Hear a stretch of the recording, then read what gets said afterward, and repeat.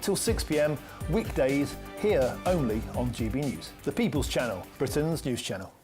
You want to know what's really going on in the corridors of power? Labour don't know what to do with you half the time, and that makes you quite lethal in the chamber. Get behind the headlines with Chopper's political podcast. Join me, Christopher Hope, as I sit down with the great and the good of British politics. We'll see where this ruling takes us. These are the stories shaping our nation. Chopper's political podcast, available now on all platforms. Listen in and stay ahead. Hi, I'm Michelle Dewberry, and my show is your opportunity to cut through all the noise and dive in headfirst to some robust debates. Ideas clash. Situation, No, because the failure is you're deliberately avoiding my point. Nothing's held back. And if you think this is the end of it, wait for more. And we do not shy away from the difficult stuff. Sometimes I want to shake people and say, if only you understood. So join me on Jubes & Co. weeknights at 6 p.m, only on GB News, Britain's news channel. Westminster's full of talk, but out here, it's the real world. Am I allowed to talk now? No, that's it. This is where it matters, real people and real lives. That's what politics is all about. In fact, has Trump made a good start? No. Straight answers, no spin, and just a couple of pints. How many fingers have I got up? About 10. So join me for Lee Anderson's Real World every Friday at 7 p.m, only on GB News. The People's Channel, Britain's news channel. Dewberry, this is Jubes & Co. with you. Hello everyone, Patrick Christie's here. GB News, Britain's news channel. Access the stories that matter to you. Take the GB News family with you on any device. And as long as you have an internet connection, tune in to GB News anywhere on the planet or beyond. GB News, the People's Channel, Britain's news channel. You want to know what's really going on in the corridors of power? Labour don't know what to do with you half the time, and that makes you quite lethal in the chamber. Get behind the headlines with Chopper's political podcast. Join me, Christopher Hope, as I sit down with the great and the good of British politics. We'll see where this ruling takes us. These are the stories shaping our nation. Chopper's political podcast, available now on all platforms. Listen in and stay ahead.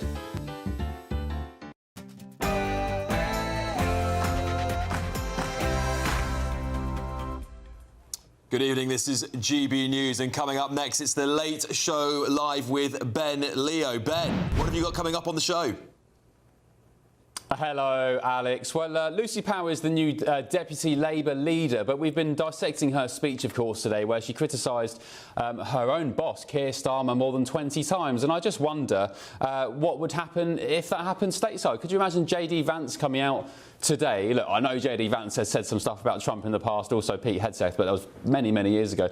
But today, could you imagine JD Vance coming out on the White House deck and saying, I don't agree with President Trump or his rhetoric on migration? There would be absolute outrage. So we're going to be getting stuck into the psychology of Labour, where they are, is it a big civil war coming? And of course, the one that has had me giggling all day today. Actually, before I get on to Kamala Harris, Alex, what's your take on Lucy Power and Labour?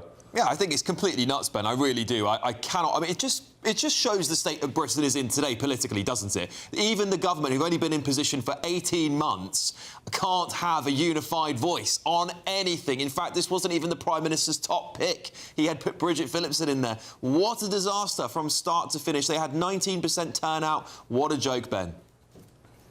Yeah, and also Keir Starmer, of course, saying that anybody calling for a grooming gangs inquiry was jumping on a far-right bandwagon. Lucy Powell, of course, she said, what was it, something about a dog whistle, the grooming gangs situation being a dog whistle. So you've got the Labour leader and the Prime Minister thinking the grooming gangs inquiry is far-right, and Lucy Powell thinking something similar. Deary me. Kamala Harris, as I said, been making me giggle and laugh all day. She gave this interview to the BBC yesterday saying that she fancies her chances possibly again for another crack at the White House in 2028, despite being rinsed in the Electoral College, despite being rinsed in the popular vote in the House, in the Senate. Everybody thought she'd go and enjoy her life and keep her head down, but no, she suggests she's back. As I said a few minutes ago, I'll have whatever she's drinking, please, over the next 2 hours. This is The Late Show Live.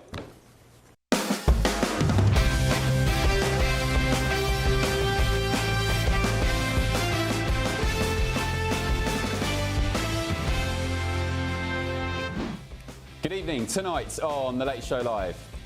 The winner takes it all.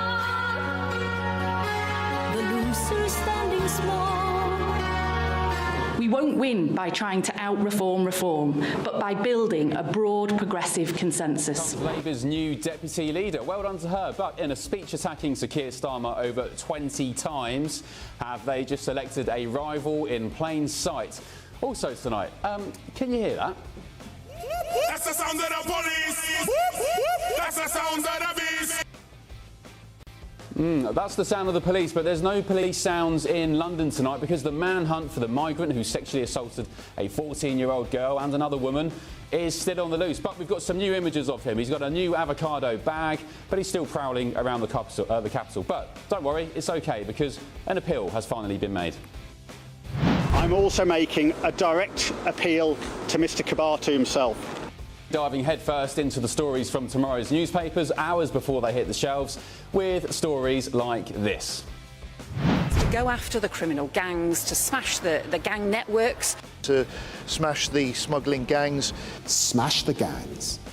To smash the gangs. Gangs, they wanted to do that very thing, smash the gangs. Bit boring, isn't it? But the only thing they're smashing these days is your local community, because tonight leaked Home Office documents are revealing how many councils will be forced to house illegal migrants by the end of this year. And let's be honest, you'll be lucky if your town isn't on the list.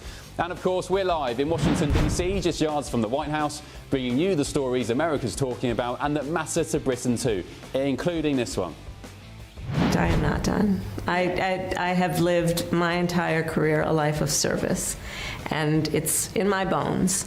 Oh dear, poor Kamala. After thrashing former President Joe Biden in her new book, the president, who never was, is now hinting she may run for the top job again. Yes, the same woman who couldn't win her own party's primaries. Very good. Also tonight. Not war, not war, not war. Just peace, just peace, just peace, forever, forever, forever. Peace forever. Venezuela's dictator Nicolas Maduro begs the United States for peace as fears grow America could be about to invade in a bid to tackle narco-terrorists. Well, Donald Trump's thoughts? He doesn't want to f*** around with the United States. Thank you, everybody. And Leo, this is The Late Show Live, and your night's just getting started. Good evening to you. Breaking tonight on The Late Show Live, Lucy Powell has been elected Labour's new deputy leader, and her very first move, well, take a victory lap by trashing her own boss. She criticised Sir Keir Starmer's government more than 20 times in her speech, and in my book, that's not unity, that's mutiny. Powell says Labour isn't bold enough. People feel that this government is not being bold enough in delivering the kind of change we promised. Translation, Keir Starmer is a wet blanket. She says Labour won't win by trying to out-reform reform. We won't win by trying to out-reform reform, but by building a broad progressive consensus. And here's another translation. Starmer's too scared of Nigel Farage. I think that's right, isn't it? Oh, and losing anyway. She rejects migration as the cause of many of Britain's problems. He wants to blame immigration for all the country's problems. We reject that. Yeah, well, you can say that, but you can't escape the very fact that the public wants the boat stopped. Otherwise, you're doing nothing but swimming against the tide. She also says Farage has run away with the debate.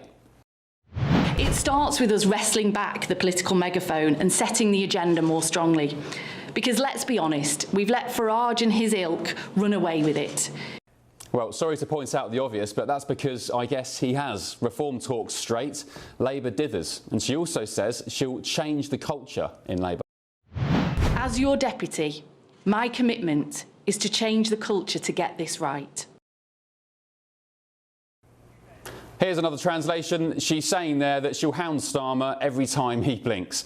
Now, just imagine this for a second. Vice President J.D. Vance here in America stepping out of the White House and hammering President Trump's policies, saying America's too tough on immigration. Could you imagine it? Absolutely unthinkable. In America, a president and a vice president falling out is a constitutional crisis. But in Britain, it's just Saturday morning in the Labour Party. So what's the big picture? Labour didn't elect a deputy leader, they elected a deputy rebel, a rival in plain sight.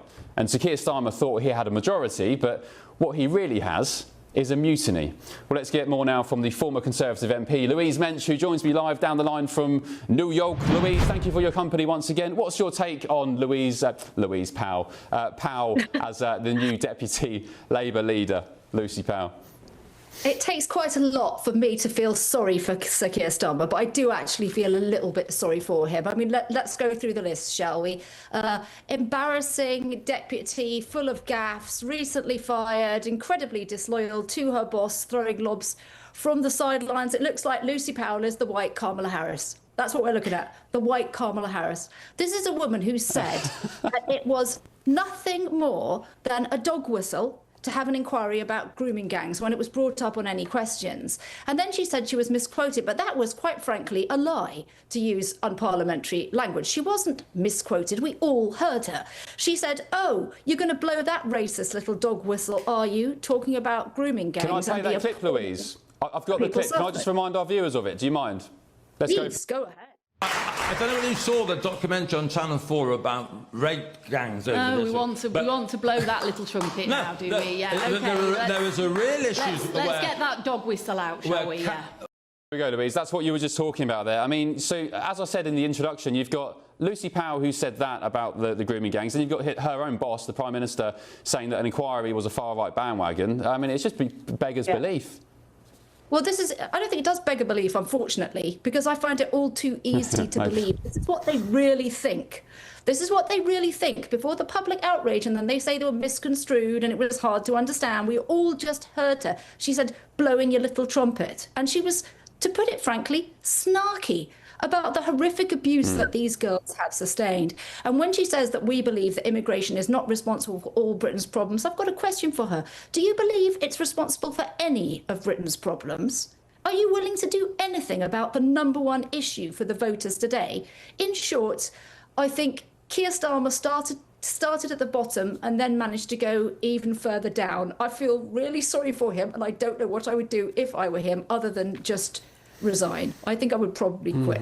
Well, talking of the Prime Minister, this is what he said about the appointment of Lucy Powell as his deputy. Let's take a quick look.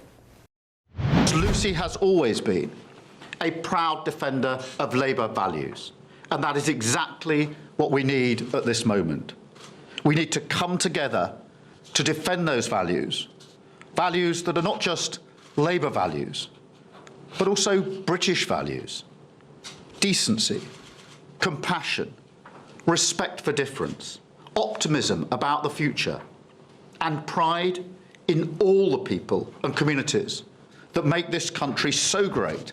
It's very easy for us to sit here and say, yeah, Labour are awful, they're down in the polls, aren't they terrible? But what do you think, from your experience as a seasoned politician, what could they do in the coming years, the next 3 or 4 years, to really kind of pull themselves up from their bootstraps? What should they be doing? What they should be doing is they should be doing some of the things that the Tories, and to a lesser extent Reform, have suggested about this, and then just say that they reflect Labour values. In politics, I want to tell you the truth now, it's always really important to declare victory and leave. Labour does believe that the small boats should be stopped. OK, fine, start there. All you need to do is nick the ideas that the people like from the other two parties. Quite simply, pass legislation with your gigantic supermajority to get us out of the EHCR, abolish the Human Rights Act, take away judges' powers to stop immigration. Do you know what would happen then? The boats would stop, because you would be able to deport migrants and they wouldn't be able to come back. If you did all of those things, he could be re-elected. He's got 4 years. The fact is, Ben, you and I both know he's not going to do that. No chance. I know, it just seems insane to me, because he could, like you said, he could get 2 terms. He could get 2 terms as a Prime Minister if he just listens to the polling, listens to what people want. I mean, is it arrogance? I don't know. Is it political naivety? I'm not sure. I'm going to bring in my panel now here in Washington, D.C., the political commentator Hilary Fordwich and the broadcaster and journalist Angelina McCarthy. Welcome, ladies. Thank you for your company. I'll start with the Brits. Sorry, Angelina. Okay. Stay loyal to my countrywoman. What's your take on Lucy Powell as a deputy for Labour? Well, what I would say is I think that she's trying to be relatable, obviously. She's speaking to issues that she thinks the British public care about, but the problem is it's all rhetoric, Ben. We've heard this before, and they actually don't do anything about it. I think what people want is they want safety, they want security, they want prosperity. That is the same absolutely everywhere. In America, it's referred to as pocketbook issues, and in England, it's your handbag. You know, you want to be able to pay your bills, and I think, as I say, her rhetoric is good, but it's the same old, same old. I don't think she's any different than two-tier Keir. Angelina, what would happen if JD Vance came out the Rose Garden today and started slamming Trump's immigration policies and ICE raids and so on? It definitely would not end well. I mean, you know Trump. He appreciates the loyalty. The Trump administration is very loyal to each other, and they are a cohesive unit. That's something that you will see with Donald Trump. So it definitely wouldn't come out like this. I mean, JD Vance's real power is in influence. So whether what he says to the media, you know, that can influence the president or decisions that the president makes. But beyond that... would he sack him, do you think, Trump? I'm sorry? Would he sack Vance? Can he just sack him, or does he need sort of a vote in Congress or something? He would probably sack him. I don't think Donald Trump cares what the rules are. He does what he wants and what he thinks is best for America. And if that meant sacking J.D. Vance, he would just do it. Louise, what do you think he'd do if Vance did that? Well, he actually can't constitutionally sack the Vice President, neither can Congress. The Vice President is directly elected and therefore unsackable. But the fact is, Donald Trump holds the conservative movement in America in the palm of his hand. He could effectively sack J.D. Vance by saying, when you run for president, I'm going to endorse the other guy. You know, everybody has to obey Donald Trump. He is effectively the king of the Republicans. I'm not saying that in a snarky way. I quite admire the way that he's taking control of his party. I've got to be honest, I have a sneaking admiration for it. And J.D. Vance knows that he has to toe the line. Now, the lady there said that the one thing that the Vice President does do is messaging. She's absolutely right. Let's transfer this to Lucy Powell. She can only do messaging as well. She's got no actual power of any kind. And what does she do with her power of messaging? She attacks her boss. She shows the nation that the party of government is not unified and is actually riven from top to toe. It couldn't be worse, frankly. It just couldn't be worse for the Labour Party. So you mentioned that President Trump there has the Republican Party in the palm of his hand. I think it was Rand Paul today saying that he reckons there's 20-odd GOP senators who privately, behind closed doors, are absolutely aghast with some of the policies he's endorsing, saying he's going over, he's crossing the line, it's unconstitutional with the ICE raids and so on. But they're so terrified to speak out in public, such is the influence and the power President Trump has. But do you think Keir Starmer has that same kind of grasp of the Labour Party? No, I mean, if you're asking me, absolutely not. Of course he doesn't, and we've just seen that. Not only are they not willing to just toe the line and pull themselves out of the abyss, they're actually falling over themselves to attack him. We used to say that a guy like that looked like a hedgehog because he got so many knives sticking out of his back. First it's Andy Burnham, now it's zone number 2. I mean, this guy cannot catch a break. Like I said, I'm on the other side of the political fence to him in Britain, but I feel a bit sorry for him. Louise, before I let you go, and appreciate your time, I think you'll be back in the next hour, but what do you make, as a former Tory, of Katie Lamb, the MP? She's been billed as this sort of new future Tory rising star, maybe a leader. Is she what the Tory party need? I think she's one of quite a few. They've got quite a lot of talent on that bench, and I do actually think she is coming forward with what the people really want. It doesn't hurt that she's a woman and she's a bit Mrs. Thatcher-like. People are just crying out for the same kitchen sink, old-fashioned, common sense values, and they don't really care whether the party in front is called Reform, Labour or the Conservatives. What the British people like is sort of conservative centrism, and if she can articulate that with a tough manner, that's what people want, some toughness. I think she'll go far. Louise, thank you so much. Really appreciate your time, and I think you're joining us again in the next hour, so I'll catch up with you then. Louise Mensch, former Tory MP. Ladies, what were you going to say about Rand Paul and President Trump? Yeah, what I was going to say is, you know how all the Republicans are absolutely on board? They all use actually the same line. They'll say, I'm not going to get in front of the president on this. If you ask them something about, like, for example, Scott Bessent, and you ask him about what's going to happen with trade, and you ask him about a certain deal, what he actually always say is, I'm not going to get in front of the president on this. And I think it's Susie Wiles in the White House has them all literally, in quotes, singing from the same hymn sheet. So they're all lockstep behind President Trump. It actually is very good and effective policy-wise. Yeah, I mean, it's just cohesion, isn't it? Exactly. From a pure PR perspective, as an electorate or a voter, rota, that you can see the government working in cohesion, stepping forward Yes, together. and that's what it should be. Have you heard, Angelina, about these Rand Paul's claim that there are sort of 20-odd Republican senators who disagree with Trump, but they're just terrified to speak out? No, I haven't heard this claim yet. But I mean, that would make sense. I wouldn't be surprised. People are scared to speak out against the Trump administration. You're right, their strategy has been cohesion, and I will say that's been a great strategy. You don't always see that on the Democratic side, or even in the traditional Republican side. That's why this populist party really took control and won. They have a strong support system and this cohesive group. Which they did not in the first administration, and I think President Trump learned his lesson then. They were all backstabbing each other. Yeah, there were a lot of people let go. Yeah, right? it's just insane that Keir Starmer can't do the same thing with his massive stonking majority. He's got loads of new MPs who will definitely not, rock the boat at this stage. Doesn't have the majority now in Wales, though. No, absolutely, yeah, trounced. gbnews.com/you'll say, thank you for your comments. Logical, responsible, you have said. Good evening. Starmer says today, Lucy Powell has the skills and drive we need in the Labour Party. Then why on earth did he sack her then? Just a few weeks ago, what a hypocrite. And Katzeb, you've said, Starmer says Labour values are set out in compassion and including all, but the only ones he defends seem to be Muslims. He's giving 10 million to Muslims to pamper them for alleged attacks, yet he's encouraged anti-Semitism and not given a penny to Jewish communities. Thank you for those comments. Keep them coming in. Still ahead on The Late Show Live. I am not done. I have lived my entire career a life of service, and it's in my bones. She's coming back, apparently. Former US Vice President Kamala Harris hints she could run for president again in 2028 because, of course, it went so well last time, didn't it? And she insists she's not done with politics, you lucky Americans. But first, as women and children across London look over their shoulder tonight, how on earth is sexual predator Hadush Kibatu still on the run? Of course, this is the Epping migrant paedophile who was just allowed to walk free into the streets of Great Britain again. And do you know what? He even tried to get back into prison, and they said, no, off you pop. More on that in just a tick on The Late Show Live. Shocking.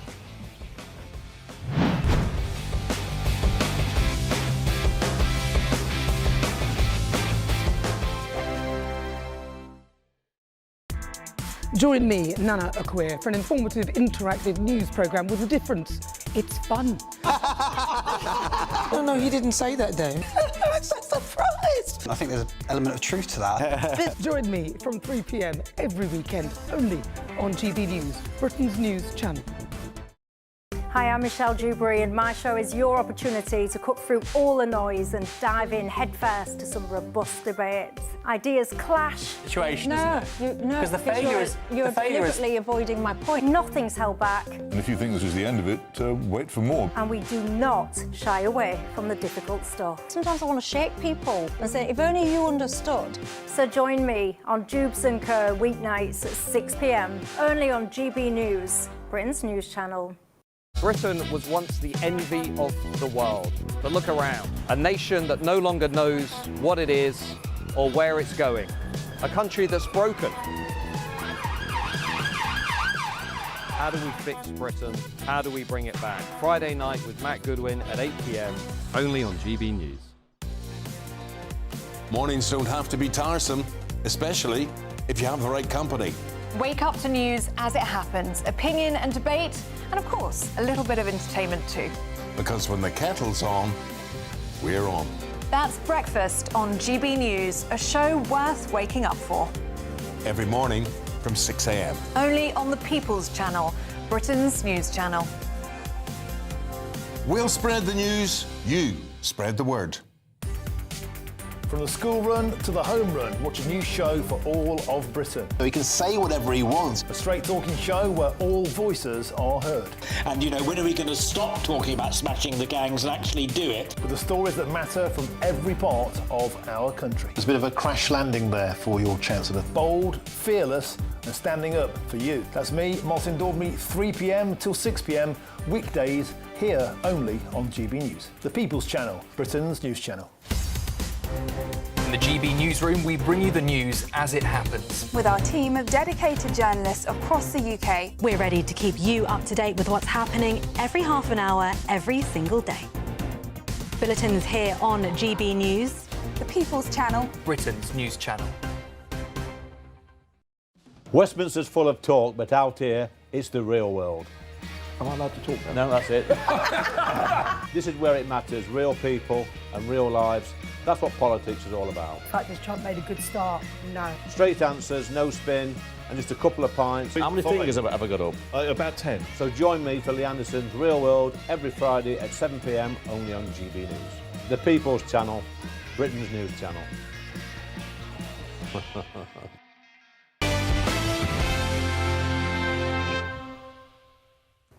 Hello, welcome back to The Late Show Live with me, Ben Leo. Hope you're having a pleasant Saturday night. Right, a manhunt is still underway tonight after a convicted sex offender was, of course, mistakenly released from HMP Chelmsford. 41-year-old Hadush Kibatu, an asylum seeker from Ethiopia. Well, he was jailed last month, wasn't he, for sexually assaulting a 14-year-old girl while living at the Bell Hotel in Epping. That attack sparked furious protests over the summer. I went down to a few of them and they were very passionate indeed. Officers have now confirmed tonight that he was last seen shortly before 8 p.m. on Friday in the Dalston area of Hackney, so that was 8 p.m. last night.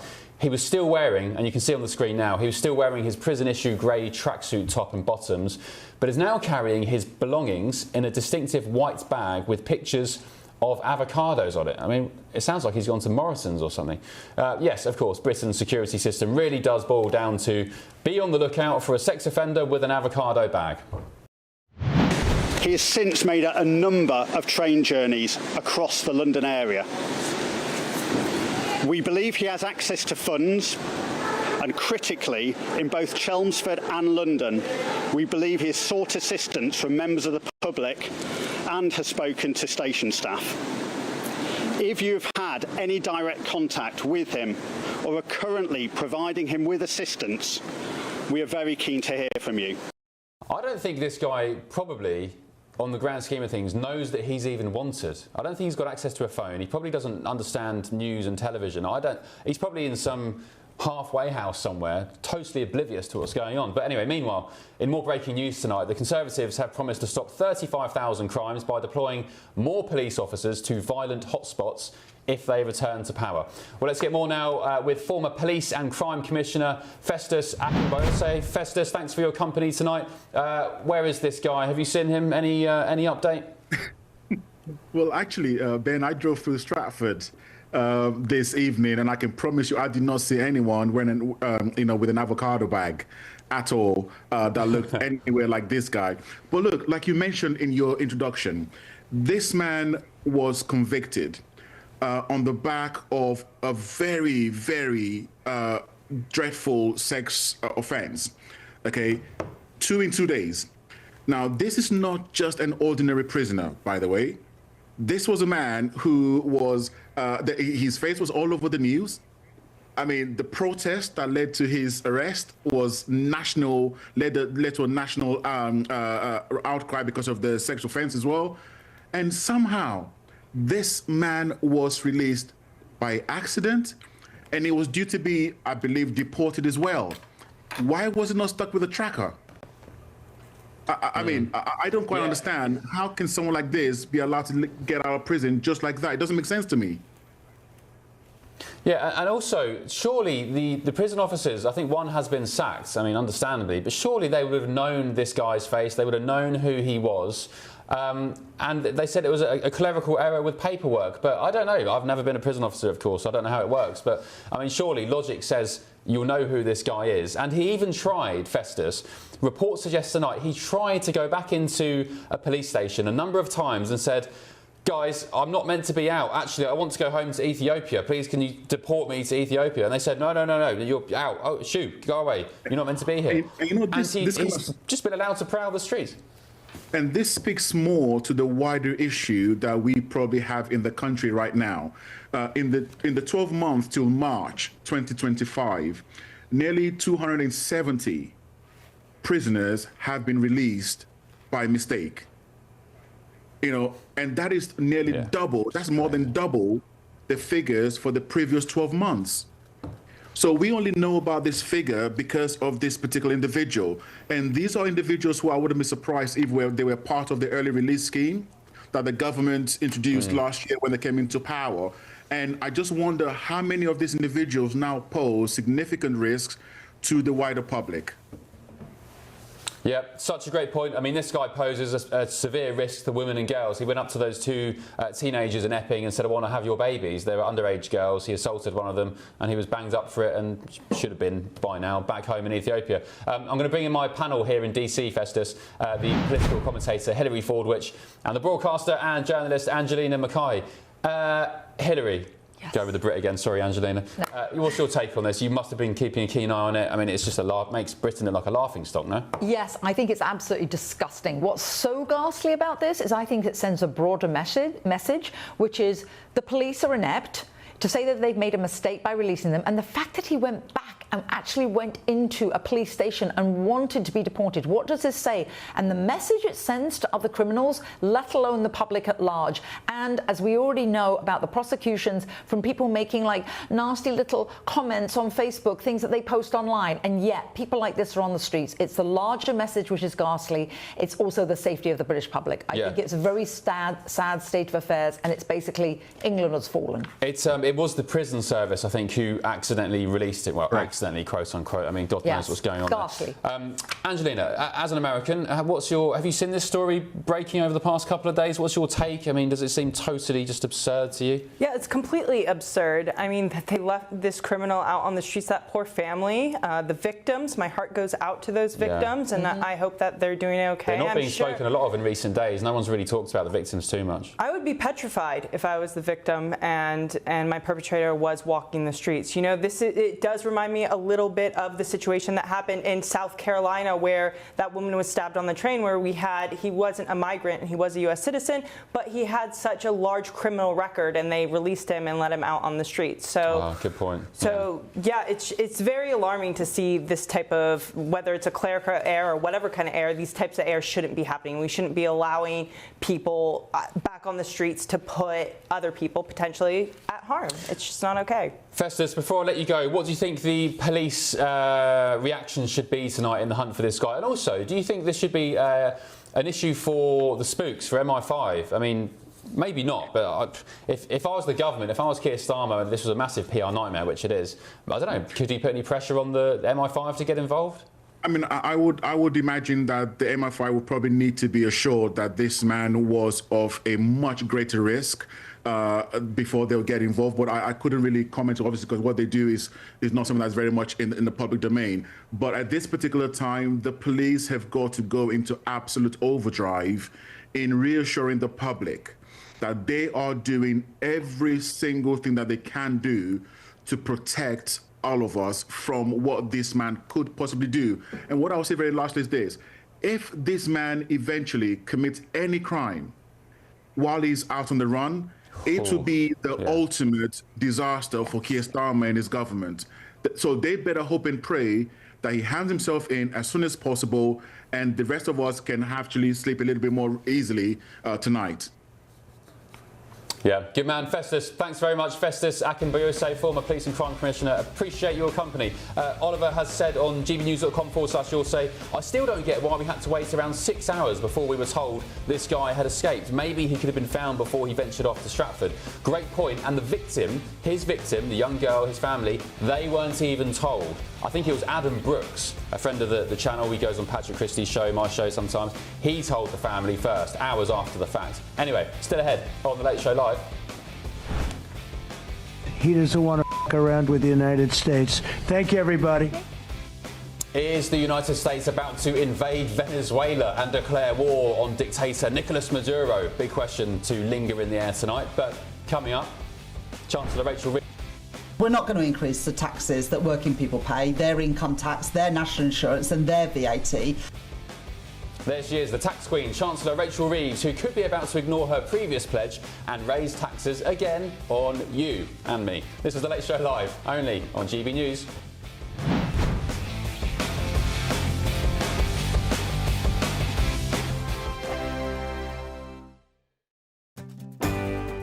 I'm Michael Portillo. This is GB News, the People's Channel, Britain's news channel. Westminster, the ultimate clique. And you're fighting like rats in a sack. But here on the Camilla Tominey Show, we ask the questions the establishment media is too scared to ask. OK, let me ask you a straight question, because I know you're a straight-talking politician. Whether it's net zero, illegal immigration or law and order, nothing is off limits. You had the power then. Yeah, as I And say, now you've lost it. That's the Camilla Tominey Show, a politics show that's fearless. But no, let me finish my question if you don't mind, because it is my show. Sundays at 9:30, only on GB News, the People's Channel, Britain's news channel.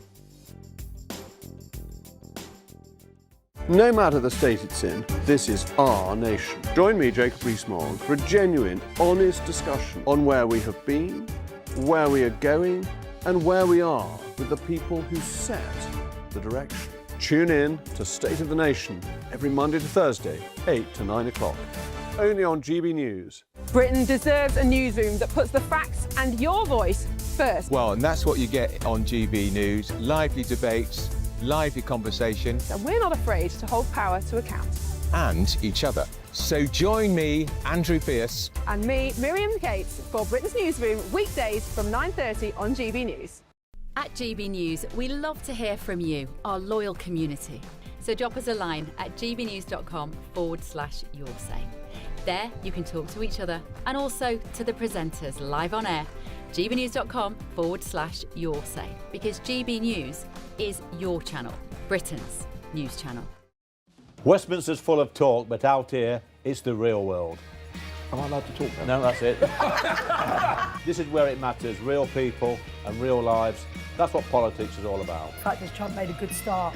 No. Straight answers, no spin, and just a couple of pints. How many fingers have I got up? About 10. So join me for Lee Anderson's Real World every Friday at 7 p.m. only on GB News. The People's Channel, Britain's news channel. From the school run to the home run, watch a new show for all of Britain. He can say whatever he wants. A straight-talking show where all voices are heard.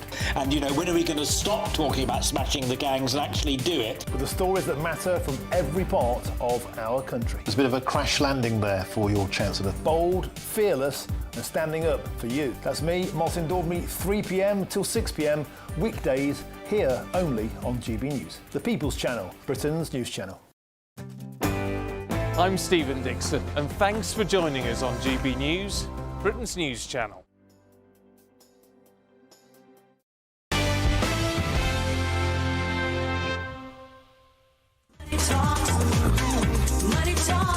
We're looking at further measures on tax and spending. Money talks.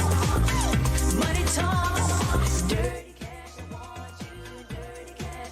Boppy along to that. Welcome back to the Late Show Live. I'm Ben Leo. Rachel Reeves, the tax queen, could be about to raid your piggy bank. Sorry to let you know about that. Let's take a look at some of the front pages hitting the shelves in Blighty tomorrow. Front page of the Daily Mail leads with that very premise. Rachel Reeves is plotting a mansion tax raid on homes, so the Chancellor's annual charge would punish hard work and aspiration. That's according to critics. New class war bombshell, the Mail describes it. I mean, what a story. It's infuriating. Why would you bother grafting, working hard, trying to leave something for your kids, only for the mafia government, the legalised mafia government, to come swooping in like vultures, slap inheritance tax on you, and then introduce these kind of warped, envious, jealous taxes on the hard-working electorate. Anyway, sorry, I rant on. The Independent tomorrow reports that the Chancellor is under pressure to increase income tax. Under pressure from who? Changes at the top rate. I mean, not from the electorate. The Mirror splashes on Stephen Fry, reportedly nearly dying after a cocaine binge. Wow, that's a story. Is that presently or last couple of years? A cocaine binge at his age? The Sunday Times reports that Prince Andrew could face humiliation in the House of Commons as MPs plan to defy convention and discuss stripping Andrew of his titles for good as palace pressure to leave Royal Lodge grows. And the New York Times, this side of the pond, reports on Vice President J.D. Vance taking on a far more visible role in recent weeks. That's following his recent trip to Israel and the Middle East. And the Washington Post, it's a story the media are absolutely obsessed with over here. The Post reports on the latest developments for a new White House ballroom. It's going to cost around $200 million. President Trump's paying for it alongside donors. But unfortunately, some on the left are absolutely losing their marbles about it. gbnews.com/your say. Let me know your thoughts on that. Joining me now is the editor-at-large of the Mail on Sunday, Charlotte Griffiths. Charlotte, thank you for your company. Should we start with your esteemed newspaper, or should we not? What do you want to start with? Yeah, well, the Mail on Sunday's front page is this ridiculous class war that rumbles on because Rachel Reeves is coming after us for even more tax. If you have a £2 million property, she's going to tax. And it's going to cost up to £10,000 every year if you have a £3 million property. And it's just more politics of envy. Another week, another sort of threatened budget hike. Depressing stuff, really. So I'm just reading the front page now. Under her proposals, the owners of properties worth £2 million and above would face a charge of 1% of the amounts by which the property exceeds that value, meaning that owners of a £3 million property, as you said, would face a bit of 10 grand every year. I mean, so many questions about this. First of all, according to what value? Is it going to be the local estate agent's opinion? Is it up to you to declare, like on a self-assessment, the value of your property? Or is it going to be according to the valuation office? I think the guys that do the council tax. And also, I mean, Charlotte, some people will be listening to this now thinking, well, so what? If you've got a house worth £2 million, you've definitely got some cash behind you. Is that a decent enough argument? These are rich people anyway, no? Well, there's a little bit of a nuance to this because in a funny way, 2 million isn't quite enough because obviously property values are out of control. So, for example, this is just a little example of my mother. So I'm always teasing my mum because she bought a house in 1982 and it for sort of £40,000 or something with my dad. And amazingly, a house on the same street as her, a few doors up, went for £1.8 million the other day. And my mum hasn't got two pennies to rub together, but she's clinged onto that house like a classic boomer her whole lifetime. Yeah. If she was slapped with a, £5,000-10,000 bill, she literally just wouldn't be able to pay it. So there is a bit of nuance because the property market has gone so bananas. Actually, if you have a £2 million property, you're not necessarily loaded. In fact, you could have a very big mortgage. You could be working your absolute socks off and you've managed to borrow five times against your salary. But you're aspirational and you want this for your children, this property. 2 million, given what the property market is, just a bit too low. I totally get taxing the oligarchs, taxing those international property owners who leave their houses empty. But those houses are 10, 15, 20 million pound brackets. So I think this is a tax on the aspirational because it's actually, bizarrely, because of property market prices, actually sort of achievable to get a £2 million house if you work your socks off for your whole lifetime. Yeah, and also I think it's an attack on pensioners because, as you've said, Charlotte, people like your mum who bought a big house back in the day, they worked hard. Properties, of course, have exploded in value. And for the most part, I'd argue lots of pensioners now, they're living in their houses by themselves. Their kids have flown the nest and they're still in their homes because the argument is we heard it during the winter fuel row, taking away the winter fuel allowance for pensioners. People like Benjamin Butterworth would say, well, they're millionaires, they're living in a massive house with loads of equity, just downsize and move out. Well, first of all, they're human beings and they're elderly human beings. I'm not saying, that they're totally vulnerable and inane, but you've lived in a house that you've worked hard for decades and decades and decades. You've brought your children up in that house from pregnancy to adulthood. These properties mean a lot of, very high, they're sentimental to people. Yeah. You don't just want to get up and go and live in some flat somewhere and just leave your whole life behind. So, yeah, I think it's an attack on pensioners. I think it's an attack on the aspirational, as you've said. And I don't see how even the Labour voters will agree with it. I don't think it will fly. I totally agree with what you said about these being human beings. I always think Rachel Reeves forgets this. She forgot that about the private school tax rate as well. That, sometimes these private schools are actually county prep schools. There might be only one in an entire county, and they're not for millionaire kids. They're for, they're they cost several £1,000s a term, but not in this sort of London bracket of £10,000 a term. And they're actually the heart of the community. And, you know, with my mum, it's a classic example. She always says, I'm going to go to my grave in this house. You'll have to carry me out in my coffin. And the reason is because she's surrounded by all her things that she's had, and it does mean a lot to her that my childhood bedroom's there, and I'm 40 now, so you know, but these people are human beings, and there's a lot of people out there, especially Brits, and you know, it's a very human nature thing to be very proud of your property. And there's a lot of pensioners out there who actually really don't want to move out, and they would actually find it difficult.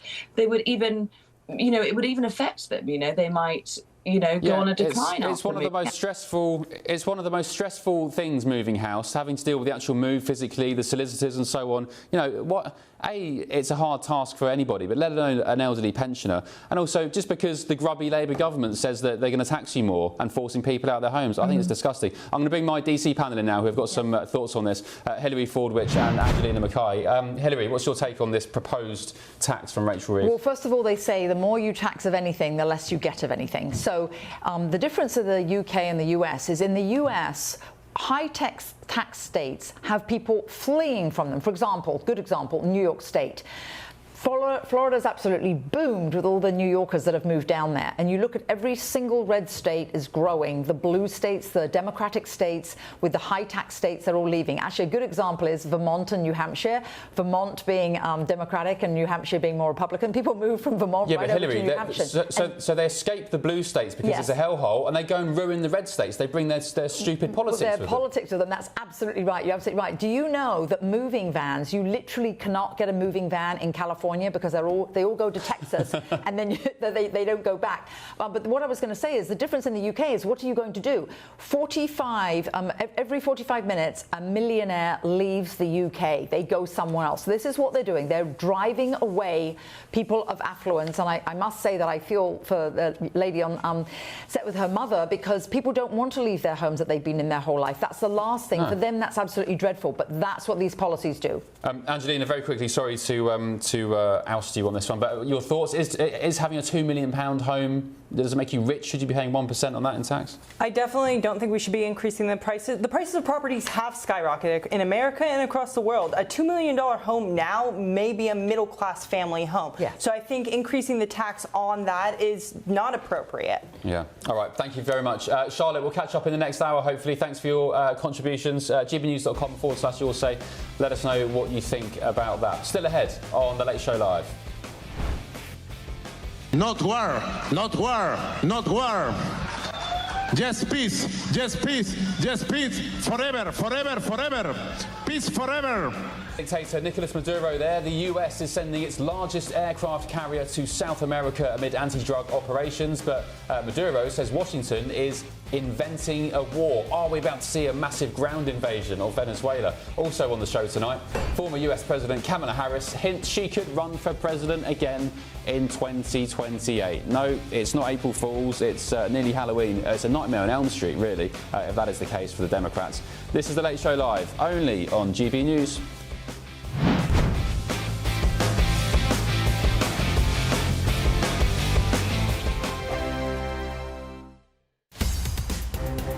GB Newsroom, we bring you the news as it happens. With our team of dedicated journalists across the UK, we're ready to keep you up to date with what's happening every half an hour, every single day. Bulletins here on GB News, the People's Channel, Britain's news channel.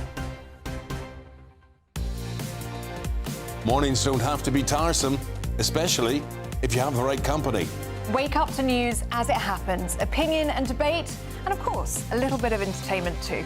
Because when the kettle's on, we're on. That's Breakfast on GB News, a show worth waking up for. Every morning from 6 a.m. Only on the People's Channel, Britain's news channel. We'll spread the news, you spread the word. Westminster's full of talk, but out here, it's the real world.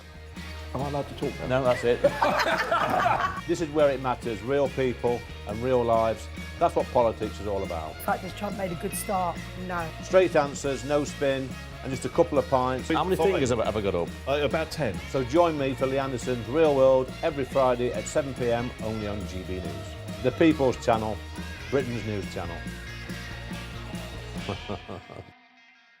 At GB News, we love to hear from you, our loyal community. So drop us a line at gbnews.com/yoursay. There you can talk to each other and also to the presenters live on air. gbnews.com/yoursay, because GB News is your channel, Britain's news channel. Join me, Nana Akwe, for an informative, interactive news programme with a difference. It's fun. No, he didn't say that, though. I'm so surprised. I think there's an element of truth to that. Join me from 3 p.m. every weekend, only on GB News, Britain's news channel. You want to know what's really going on in the corridors of power? Labour don't know what to do with you half the time, and that makes you quite lethal in the chamber. Get behind the headlines with Chopper's Political Podcast. Join me, Christopher Hope, as I sit down with the great and the good of British politics. We'll see where this ruling takes us. These are the stories shaping our nation. Chopper's Political Podcast, available now on all platforms. Listen in and stay ahead. Hi, I'm Michelle Dewberry, and my show is your opportunity to cut through all the noise and dive in headfirst to some robust debates. Ideas clash. Situation, No, Because the failure is... You're deliberately avoiding my point. Nothing's held back, And if you think this is the end of it, wait for more. and we do not shy away from the difficult stuff. Sometimes I want to shake people and say, if only you understood. So join me on Jubes & Co. weeknights at 6 p.m, only on GB News, Britain's news channel. Hello, welcome back to The Late Show Live. Now, in a rather cushy interview with the BBC last night, former US Vice President Kamala Harris hinted that she may run again for president. I am not done. I have lived my entire career a life of service, and it's in my bones. Well, Kamala Harris says it's in her bones. The voters say it's in the past. To me, this feels like, I don't know, Gordon Brown or Tony Blair trying to make a comeback, or worse, Jeremy Corbyn. Well, I guess he is making a comeback with Hezbollah, his new party. People who've been rejected by voters but just can't quite let it go. Let me get the thoughts now of my panel, political commentator Hilary Fordwich and the broadcaster and journalist Angelina McCarthy. Angelina, Kamala Harris reckons she may come back again for 2028. Will she be welcomed back by the Dems? I don't think she's going to be welcomed back by the Dems. She might be by the institution, but Democrats out on the street and the people out on the street, they're not going to support Kamala. She's not a disruptor, okay? The American people like disruptors, whether it's Donald Trump or Zoran Mandami, they like institution disruptors, and Kamala is just too tied to the democratic institution. Where did she go wrong last year? Last year, well, there was no form of primary, right? So people didn't feel like it was following our traditional democratic systems. I think that immigration, the Biden administration and Kamala on immigration and the war in Gaza, it really flipped people onto the other side. So she was completely silent. 11,000 kids went missing under the Biden administration for immigration? Immigrant kids? Sorry, go ahead. No, and Angelina's totally right. She was the border czar, and we actually totally and utterly failed at the border, and she actually didn't go and visit the border. It's actually a much quicker question. Ask what she succeeded at, because we could go on all night about what she failed at. You know who she makes look really good? Hillary Clinton. Because Hillary Clinton kept whining and whining about the fact that she didn't win and she was going to run again. And this is absolutely ridiculous. You know what I think the most important thing is here? You mentioned that she doesn't have, obviously, she doesn't have backing. You know, she did not receive even one primary vote. Her own party didn't even want her. Yeah, Angelina, she bangs on about democracy and Donald Trump being a tyrant and a dictator now. She's like, I warned you, I told you. But nobody voted for her to run for president last year. Yeah, no one voted for her. And look, this was a complete fail on the Democratic Party. Yes. They pushed a candidate into us. Joe Biden clearly wasn't the candidate, right? He wasn't going to win. So then they pushed this other one on us, and they just said, you have to accept it, and it's either that or Donald Trump. And that's just not... That took away choice from people, and that led them to the choice of Donald Trump. But you know why this is absolutely fantastic? It's brilliant for the Republicans. What do you reckon the people of DC thought about Kamala's comments? Very quickly, 10 seconds. Pro or against? I would say they're pro. Hilary? Yeah, well, the people of DC are different. People of DC, yeah. Well, I went out on the streets today, I did my civic duty and asked them. Let's take a look. I mean, I'd support anyone but Trump, but I think there are better candidates. From the Democrats? Yeah. Yeah, who'd be your pick? I have to remember the names.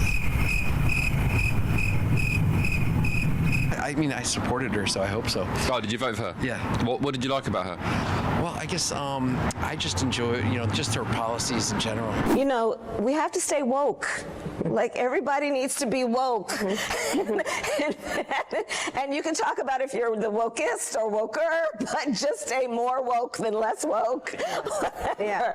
You know, openness and, you know, diversity and that kind of thing, too. Kamala fans? Yes. Yeah? What do you like about her? Yeah, I think she had her chance. But she's coming back, she said. She's not finished. Yeah, well, I don't know. The public may be finished.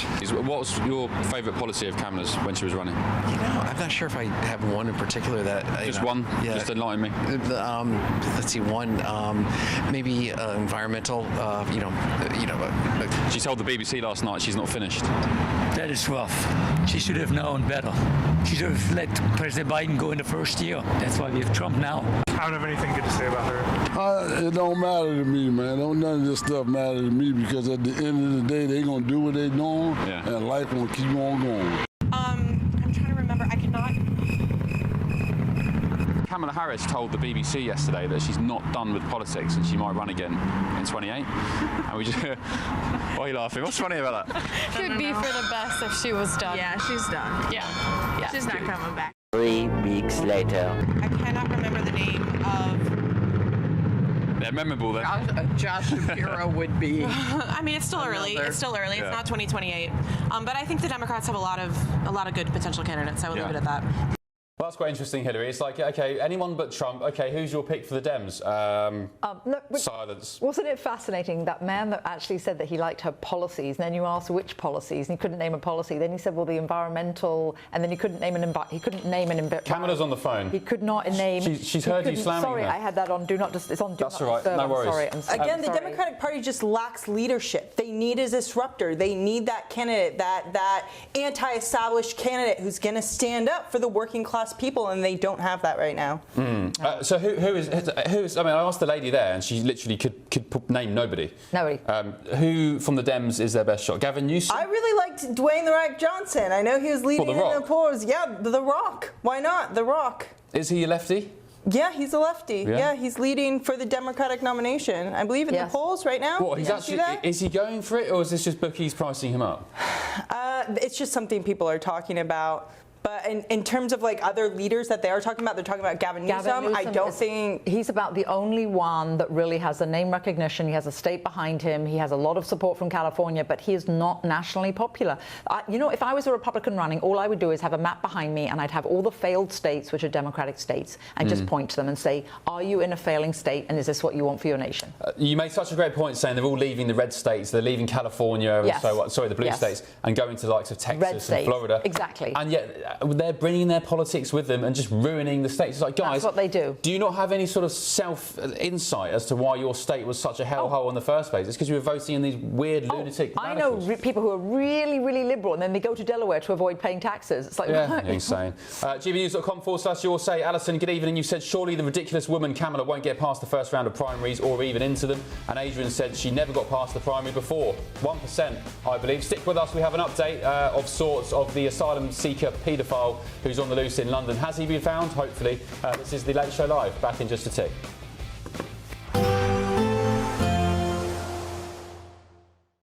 Today, clouds overhead, total zen within. Boxed Solar sponsors the weather on GB News. Hello, good morning. Welcome to your latest GB News weather forecast from the Met Office. Fairly chilly start, a patchy frost in places, but that's all change as the next weather system starts to move in from the Atlantic, bringing cloud and rain initially across Northern Ireland and Scotland this morning. Elsewhere, sunshine becoming limited to southeast England. But as we move through into the afternoon, that cloud and rain slowly pushing its way south and eastwards. So everywhere seeing some rain by the end of the day today.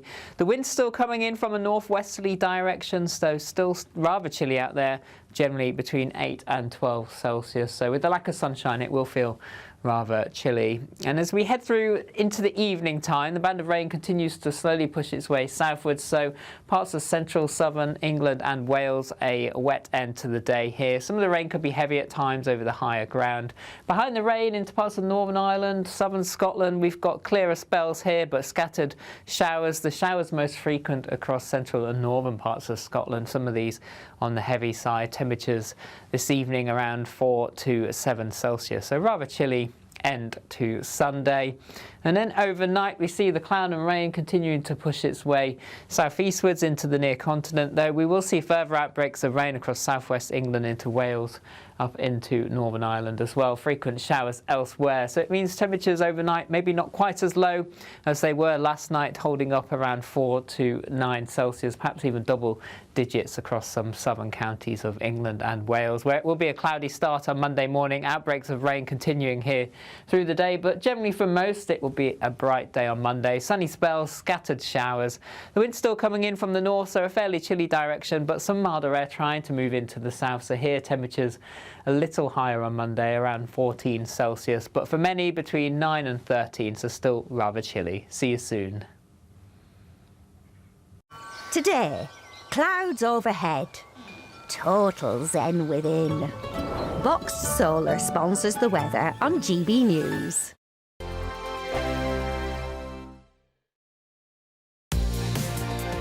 Mornings don't have to be tiresome, especially if you have the right company. Wake up to news as it happens, opinion and debate, and of course, a little bit of entertainment too. Because when the kettle's on, we're on. That's Breakfast on GB News, a show worth waking up for. Every morning from 6 a.m. Only on the People's Channel, Britain's news channel. We'll spread the news, you spread the word. Hi, I'm Michelle Dewberry, and my show is your opportunity to cut through all the noise and dive in headfirst to some robust debates. Ideas clash. Situation, No, because the failure is you're deliberately avoiding my point. Nothing's held back, And if you think this is the end of it, wait for more. and we do not shy away from the difficult stuff. Sometimes I want to shake people and say, if only you understood. So join me on Jubes & Kerr weeknights at 6 p.m. only on GB News, Britain's news channel. Join me, Nana Akwe, for an informative, interactive news programme with a difference. It's fun. No, he didn't say that, Dave. I'm so surprised. I think there's an element of truth to that. Join me from 3 p.m. every weekend, only on GB News, Britain's news channel. At GB News, we love to hear from you, our loyal community. So drop us a line at gbnews.com/yoursay. There you can talk to each other and also to the presenters live on air. gbnews.com/yoursay, because GB News is your channel, Britain's news channel. Westminster, the ultimate clique. And you're fighting like rats in a sack. But here on the Camilla Tominey Show, we ask the questions the establishment media is too scared to ask. OK, let me ask you a straight question, because I know you're a straight-talking politician. Whether it's net zero, illegal immigration or law and order, nothing is off limits. You had the power then. Yeah, as I And say, now you've lost it. That's the Camilla Tominey Show, a politics show that's fearless. But no, let me finish my question if you don't mind, because it is my show. Sundays at 9:30, only on GB News, the People's Channel, Britain's news channel.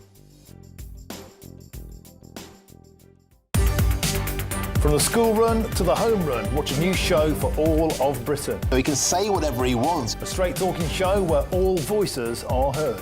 And, you know, when are we going to stop talking about smashing the gangs and actually do it? With the stories that matter from every part of our country. There's a bit of a crash landing there for your Chancellor. Bold, fearless and standing up for you. That's me, Martin Dawdney, 3 p.m. till 6 p.m, weekdays, here only on GB News. The People's Channel, Britain's news channel. I'm Tom Harwood. This is GB News, Britain's news channel.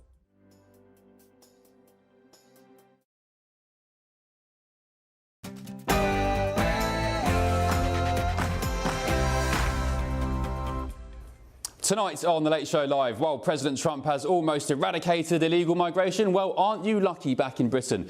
Breaking tonight, more than 90% of councils in England are now going to be housing asylum seekers. You lucky so-and-sos.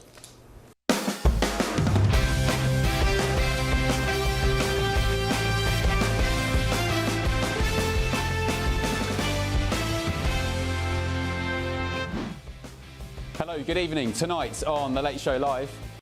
The winner takes it all. The loser standing small.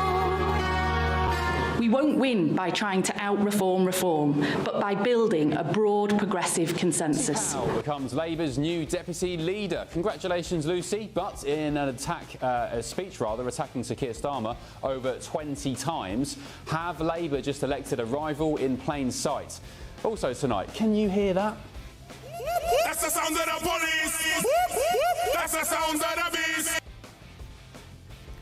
Yep, it's the police, but there's no sound of them in London, at least, because the manhunt for the migrant who sexually assaulted a 14-year-old girl and another woman is still on the loose, presumably in the capital. But it's okay, because an appeal has been made.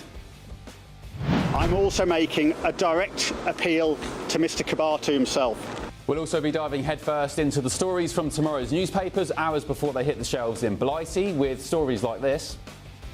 To go after the criminal gangs, to smash the gang networks. To smash the smuggling gangs. Smash the gangs. Well, they wanted to smash the gangs, didn't they? Boring, but the only thing they're smashing is your local community, because tonight, get this, leaked Home Office documents reveal just how many councils will be forced to house illegal migrants by the end of this year. And let's be honest, you'll be lucky if your town isn't on the list. Not war, not war, not war. Just peace, just peace, just peace. Forever, forever, forever. Peace forever. Venezuela's dictator Nicolas Maduro begs the United States for peace. As fears grow, America could be about to invade their country in a bid to tackle narco-terrorists. Well, what's Trump's thoughts on it all? He doesn't want to f*** around with the United States. Thank you, everybody. And we're live, of course, in Washington, D.C., just yards from the White House, bringing you the stories America's talking about and that matter to Britain too, including this one. I'm Ben Leo. This is The Late Show Live, and welcome to the second hour, where the stories, when they're there, get hotter, the pace gets faster, and the brakes have been dropped. Don't go anywhere.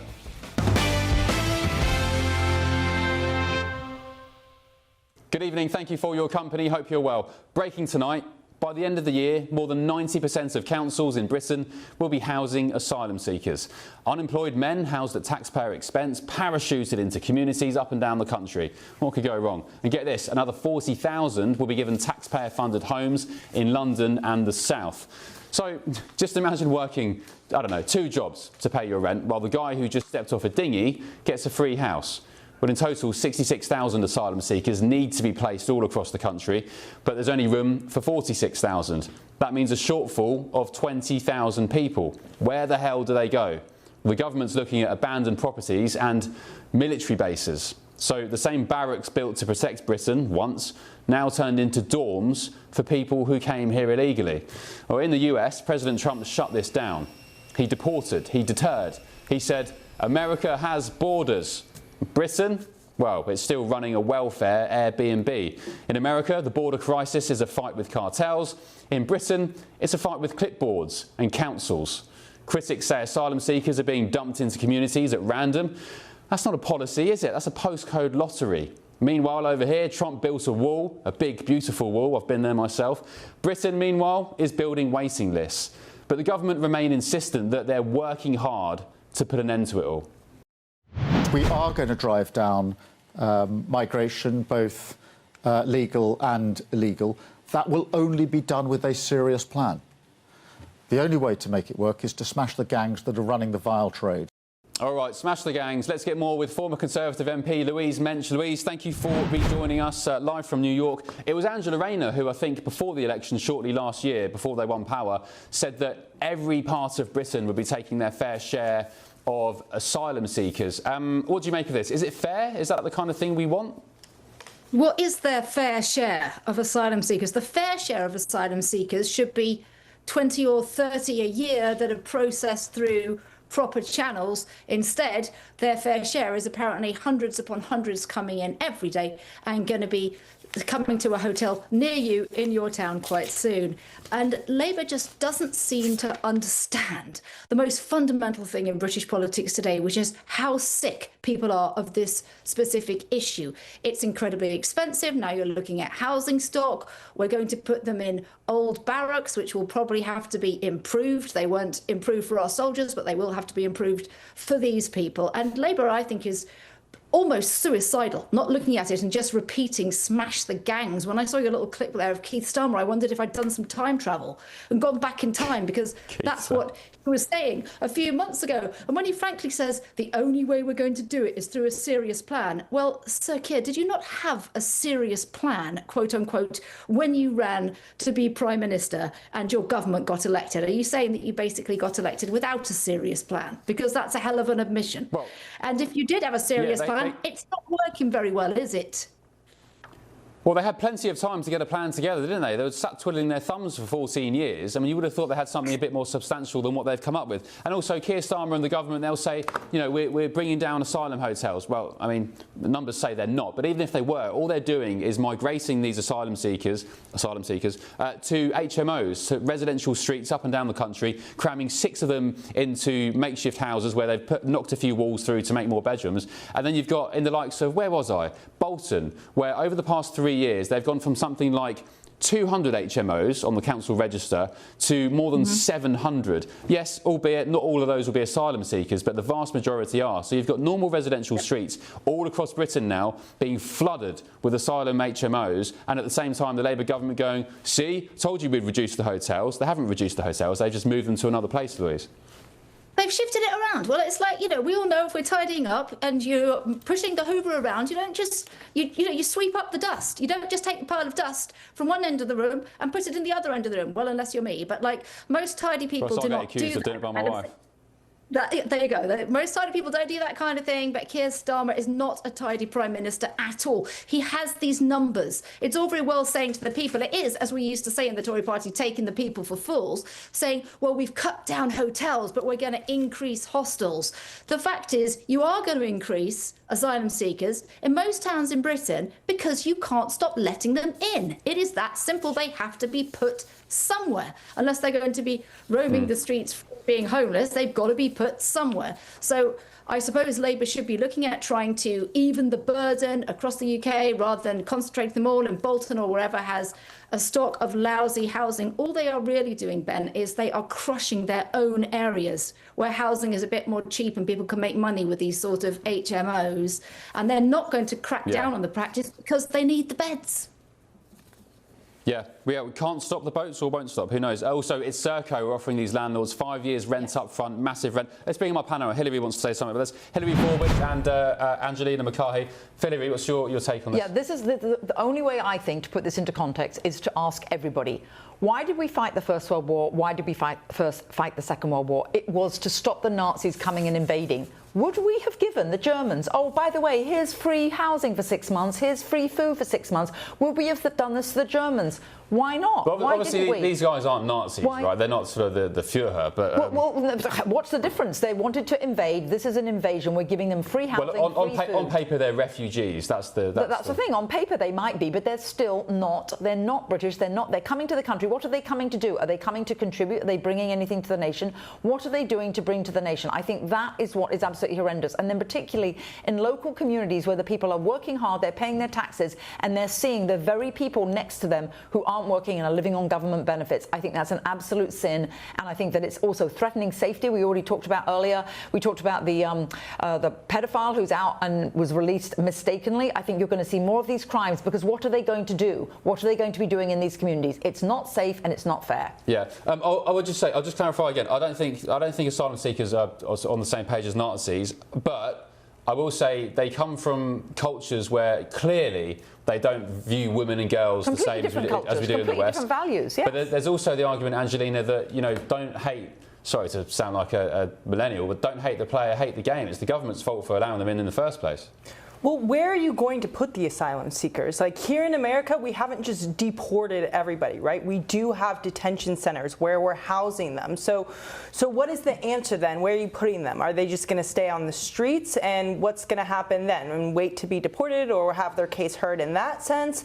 And then, of course, there's the unaccompanied minors that are coming over. And what is the moral question there? Where you're housing unaccompanied minors, are we putting them in cages or are we going to offer them a home? You know, there's all these these nuances and questions, moral questions that also needs to be asked. Can I ask you, Angelina, I went down to the southern border in Arizona and explored briefly how President Trump has pretty much stopped illegal migration overnight. He's given the powers back to local law enforcement to, just do their job pretty much, which is what an idea. Wow.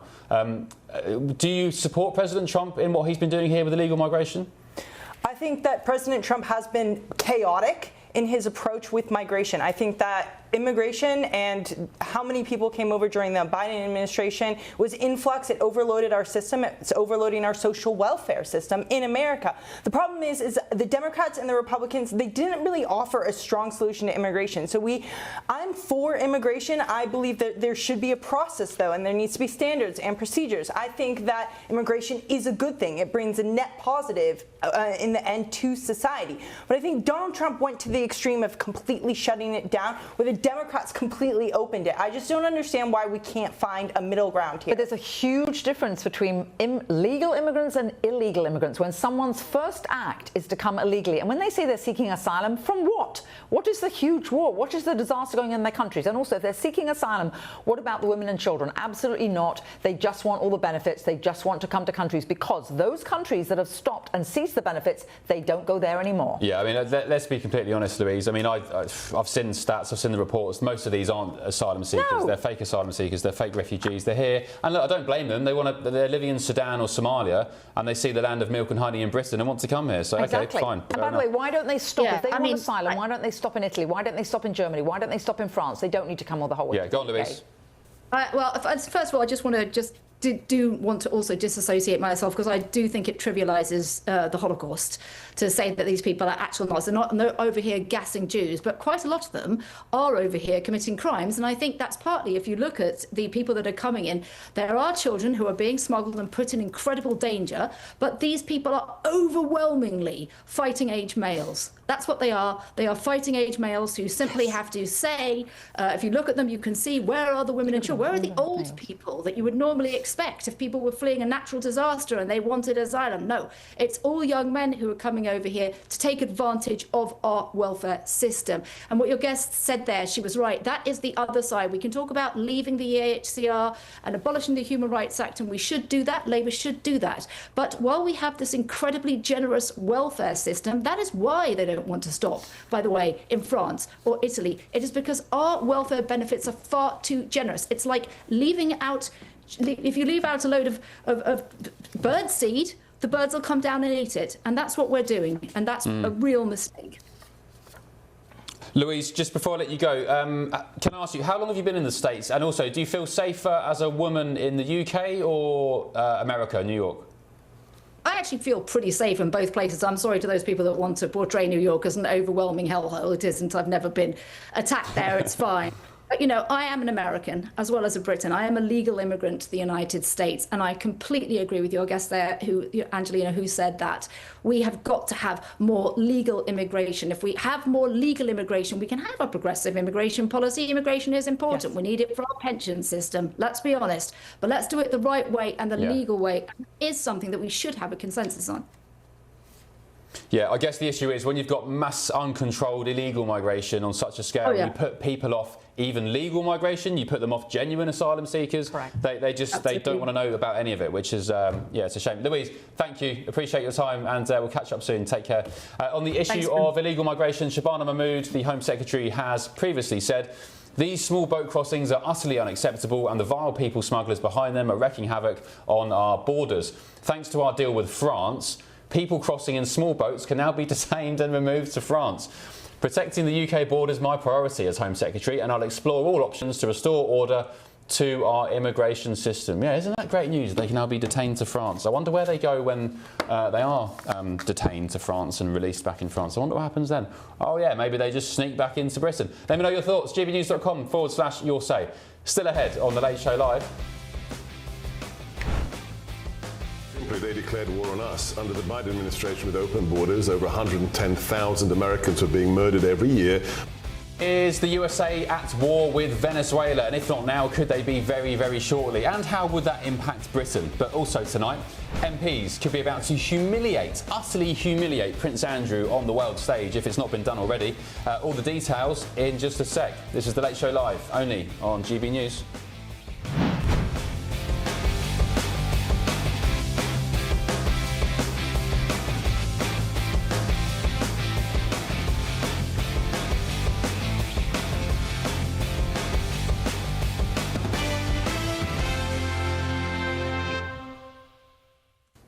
Welcome back to The Late Show Live with me, Ben Leo. Hope you're doing all right on this Saturday night. Now, the US has sent the world's largest aircraft carrier to the waters of Venezuela. Officially, it's about drug boats, narco-terrorists. Unofficially, some on the left are arguing it looks a lot like war preparation. 6 narco-terrorists were just blown out of the water into smithereens in the Caribbean recently. 10 boats have been sunk in recent weeks, and more than 40 people have been killed, just turned into red mist. But when the Pentagon says monitor and disrupt, what they really mean is track, strike and vaporise. Venezuela's dictator Nicolas Maduro calls it an invented eternal war.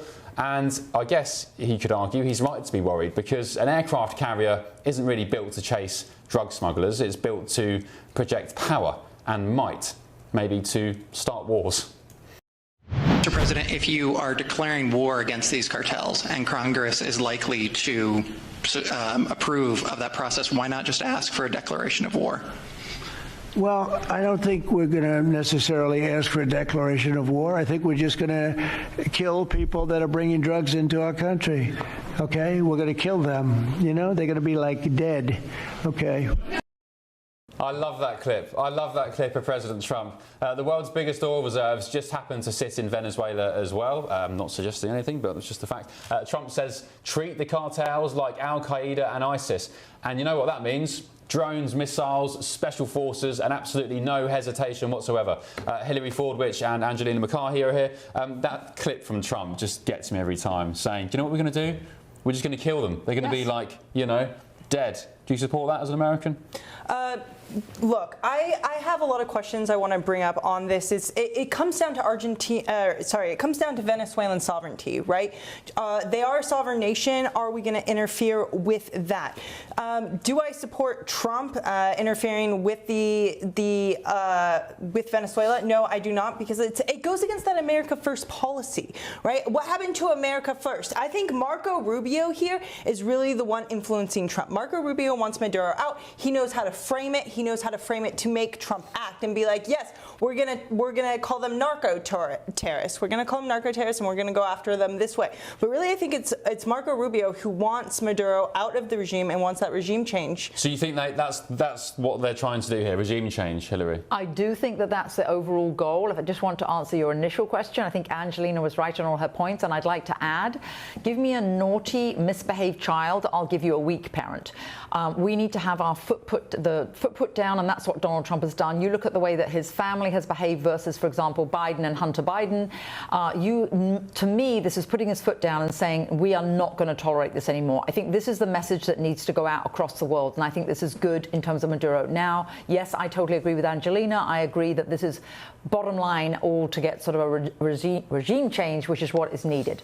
But I guess even if it were regime change, the reason is we've had enough of this thug, as President Trump calls Maduro, calls him a bad guy, calls him a thug. For the Venezuelan people. Yeah, they've had enough of Venezuela pushing fentanyl and cocaine into the United States and killing hundreds of thousands of people a year. So, yes. I mean... Do you know more people die of fentanyl than the Vietnam War? Really? Yes. Yeah, so then what happens, though, when there is a regime change? Does America then become interventionist? Do we then intervene and start nation building in Venezuela? Does it become Iraq all over again? Let's take a look at what Nicolas Maduro had to say about all this recent war rhetoric. This is Nicolas Maduro, the dictator of Venezuela. Not war, not war, not war. Just peace, just peace, just peace, forever, forever, forever. Peace forever. It seems like, Angelina, he doesn't fancy a scrap in the Caribbean. Yeah, definitely not. No. Maduro's scared. Look, he doesn't want war. He wants to keep his power. But even if Maduro's out, there's no guarantee, again, unless the U.S. is intervening and pushing their candidate into power, there's no guarantee that the political party itself is going to fall. There are a lot of different powerful, influential politicians in Maduro's political party that could easily stand up and take his place. Well, and also if you look at somewhere like Iran, look after the fall of the Shah, we got Khomeini. So we really don't do any better when we have a regime change if you get someone that's even worse. So I think that's a big concern as well. And what happens when Venezuela becomes a failed state, too, if we do intervene, right? And then what happens when Venezuela becomes a failed state? Will we get more migration than up north? And that's definitely something that we don't want. Even more people wanting asylum. Well, yeah, but they wouldn't be able to get into the United States, would they? Any longer, not I've been with the wall. I've been down to that big, beautiful wall. It's a sight to behold. And, of course, the law enforcement are now allowed to do their jobs. So just as a reminder, the US, the aircraft carrier, the USS Gerald R. Ford, it was in the Mediterranean and it's been diverted to the waters off Venezuela in recent days. That's after a US airstrike on a narco-terrorist boat on Friday, which killed 6 people. Pete Hegseth, the Secretary of War, has said, he said on social media, if you're a narco-terrorist smuggling drugs in our hemisphere, we'll treat you like Al-Qaeda, we'll treat you like ISIS, day or night. We'll map your networks, we'll track your people, hunt you down and kill you. And Maduro, who's a former bus driver. Did you know that, President? I did not know that. Nicolas Maduro, a former bus driver. Really? He's held power in Venezuela since 2013. He faces charges from the US of narco-terrorism, which has offered a $50 million reward leading for information leading to his arrest. Should we take a listen to Sebastian Gorka, Dr. Gorka, who is a deputy assistant to President Trump and a counter-terror chief here in the US. This is what he said to me on The Late Show Live a couple of days ago. Doing the job killing jihadis, you're also targeting narco-terrorists, the Venezuelans particularly. The situation in the Caribbean and so on, the criticism is that there's no due process, maybe you should intercept these people, arrest them, put them through the courts. But President Trump was just speaking earlier at the White House, and Pete Hegseth, Secretary of War, saying, look, we are protecting Americans, we're doing a service for law enforcement here. Of course you go along with that. What is the argument for just blowing them out of the water as you guys have been doing? Well, very simply, they declared war on us. Under the Biden administration with open borders, over 110,000 Americans were being murdered every year by fentanyl, by illicit drugs being smuggled into this country by the cartels. President Trump said, okay, you're not going to do that on my watch.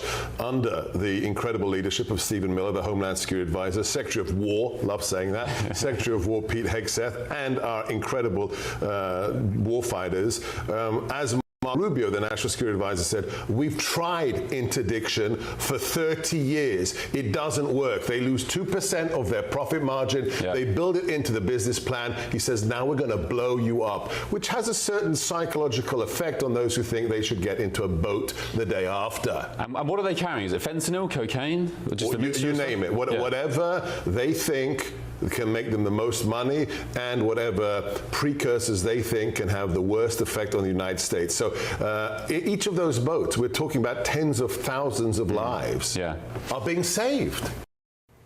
He's quite an impressive speaker, isn't he, Sebastian Gorka? Sebastian Gorka is. I think he's been very good for the Trump administration, and also he's probably one of the best transatlantic people who understand both sides of the Atlantic. And what's really important about him is that he has the experience, he's on board with the politics, and he's able to get things done because he has President Trump's ear and he has his trust as well. That's huge, and there's not many people that have all of that. I just want to play one more time, Angelina, because I love this clip. It's my favourite clip, I think, since I've been in America for the last 2 months. This is the moment President Trump was asked by a reporter, why don't you go to Congress and get permission to declare war in Venezuela? And this is what President Trump said. Mr. President, if you are declaring war against these cartels and Congress is likely to approve of that process, why not just ask for a declaration of war?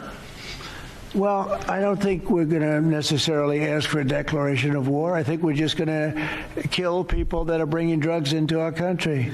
Okay? We're going to kill them. You know, they're going to be like dead. Okay? So is that Trump at war, admitting they're at war with Venezuela, but not bothering to go to Congress. He doesn't need to. But I don't think Trump needs to go to Congress. Like, he can do isolated strikes in Venezuela. It may not be an official declaration of war from the United States, right? But it could be an unofficial act of war, right? What defines war? You're really getting tricky into the narrative, the legal language there. Someone on your say, Angelina, Michelle A. Curtis. Good evening, Michelle. Hope you're okay. They've said, Ben, please ask America if we can borrow Trump. Yes. Yes. Yeah? You can definitely take Donald Trump. No, you can't have it. For the next 4 years? You can take Donald Trump for the next 10 years. No one can have him. But, Donald Trump is getting older, so, I don't know if he'll last another 10 years. Well, look at your bench. See. He doesn't drink. He is sharp and he is savvy. I am so delighted at what he's done stopping the illegals. And we are going to be, with the big, beautiful bill, with the reshoring of manufacturing, we are going to be booming, as I would think, in 2026. Certainly Q1, definitely Q2, we'll start to see that prosperity. And I think we're going to have a boom that we've never seen really in any of our lifetimes, even better than the Reagan boom. Yeah, the inflation report came in yesterday or the day before, just below expectations. Stocks rallied a little bit, putting pressure on the Federal Reserve to lower rates. Jerome, always late Powell, should be reducing rates. 41 Bloomberg economists were totally and utterly wrong. Were they? Is that the truth? Absolutely. Yeah, well, the Fed should be reducing interest rates fairly shortly, maybe 25, 50 bips. The Bank of England could follow soon. Basis points, right. Yeah. Right, Fred Burson said, Ben Leo is such a Trump licker.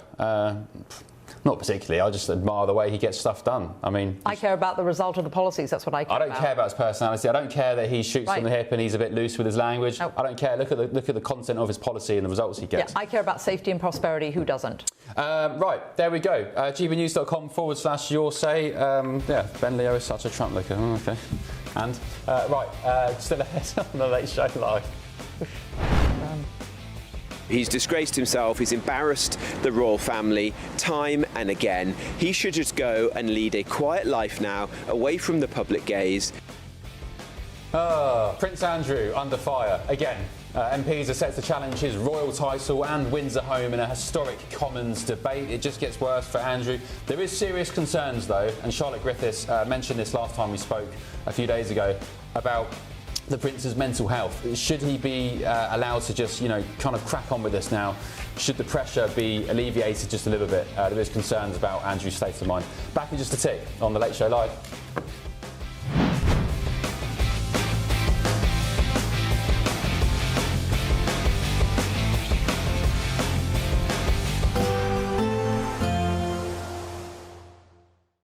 Expect warm spells with the odd rude interruption. Box Boiler sponsors the weather on GB News. Hello, good morning. Welcome to your latest GB News weather forecast from the Met Office. Fairly chilly start, a patchy frost in places, but that's all change as the next weather system starts to move in from the Atlantic, bringing cloud and rain initially across Northern Ireland and Scotland this morning. Elsewhere, sunshine becoming limited to southeast England. But as we move through into the afternoon, that cloud and rain slowly pushing its way south and eastwards. So everywhere seeing some rain by the end of the day today. The wind's still coming in from a northwesterly direction, so still rather chilly out there, generally between 8 and 12 Celsius. So with the lack of sunshine, it will feel rather chilly. And as we head through into the evening time, the band of rain continues to slowly push its way southwards, so parts of central, southern England and Wales, a wet end to the day here. Some of the rain could be heavy at times over the higher ground.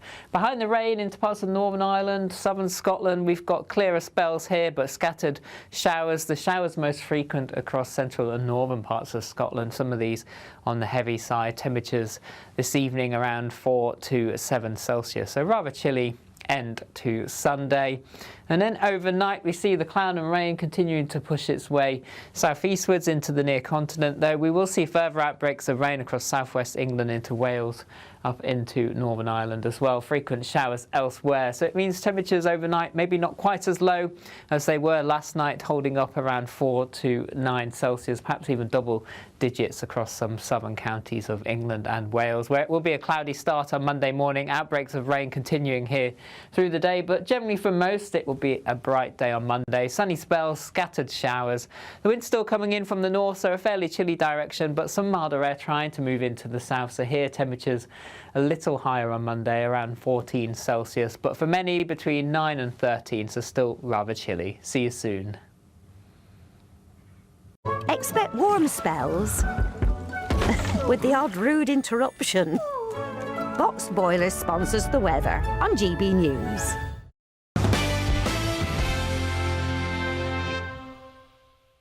Hello, welcome back to The Late Show Live. I'm Ben Leo. Let's take a look at some of the newspaper front pages hitting the shelves in Britain tomorrow, starting with the Sunday Express. 90%, we've just discussed this, haven't we? 90% of councils across Britain will be housing migrants by the end of the year. What a failure.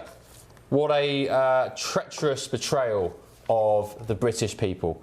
The Telegraph. Starmer told to bin workers' rights. This is the story about how Labour, where is it? Sorry, I've lost my page. Labour basically think that a think tank that it's turned on the party's flagship policy by saying it will cripple the jobs market. So Starmer being accused of crippling the jobs market and being urged to bin the workers' rights bill. The Sun, kissy cum dancing.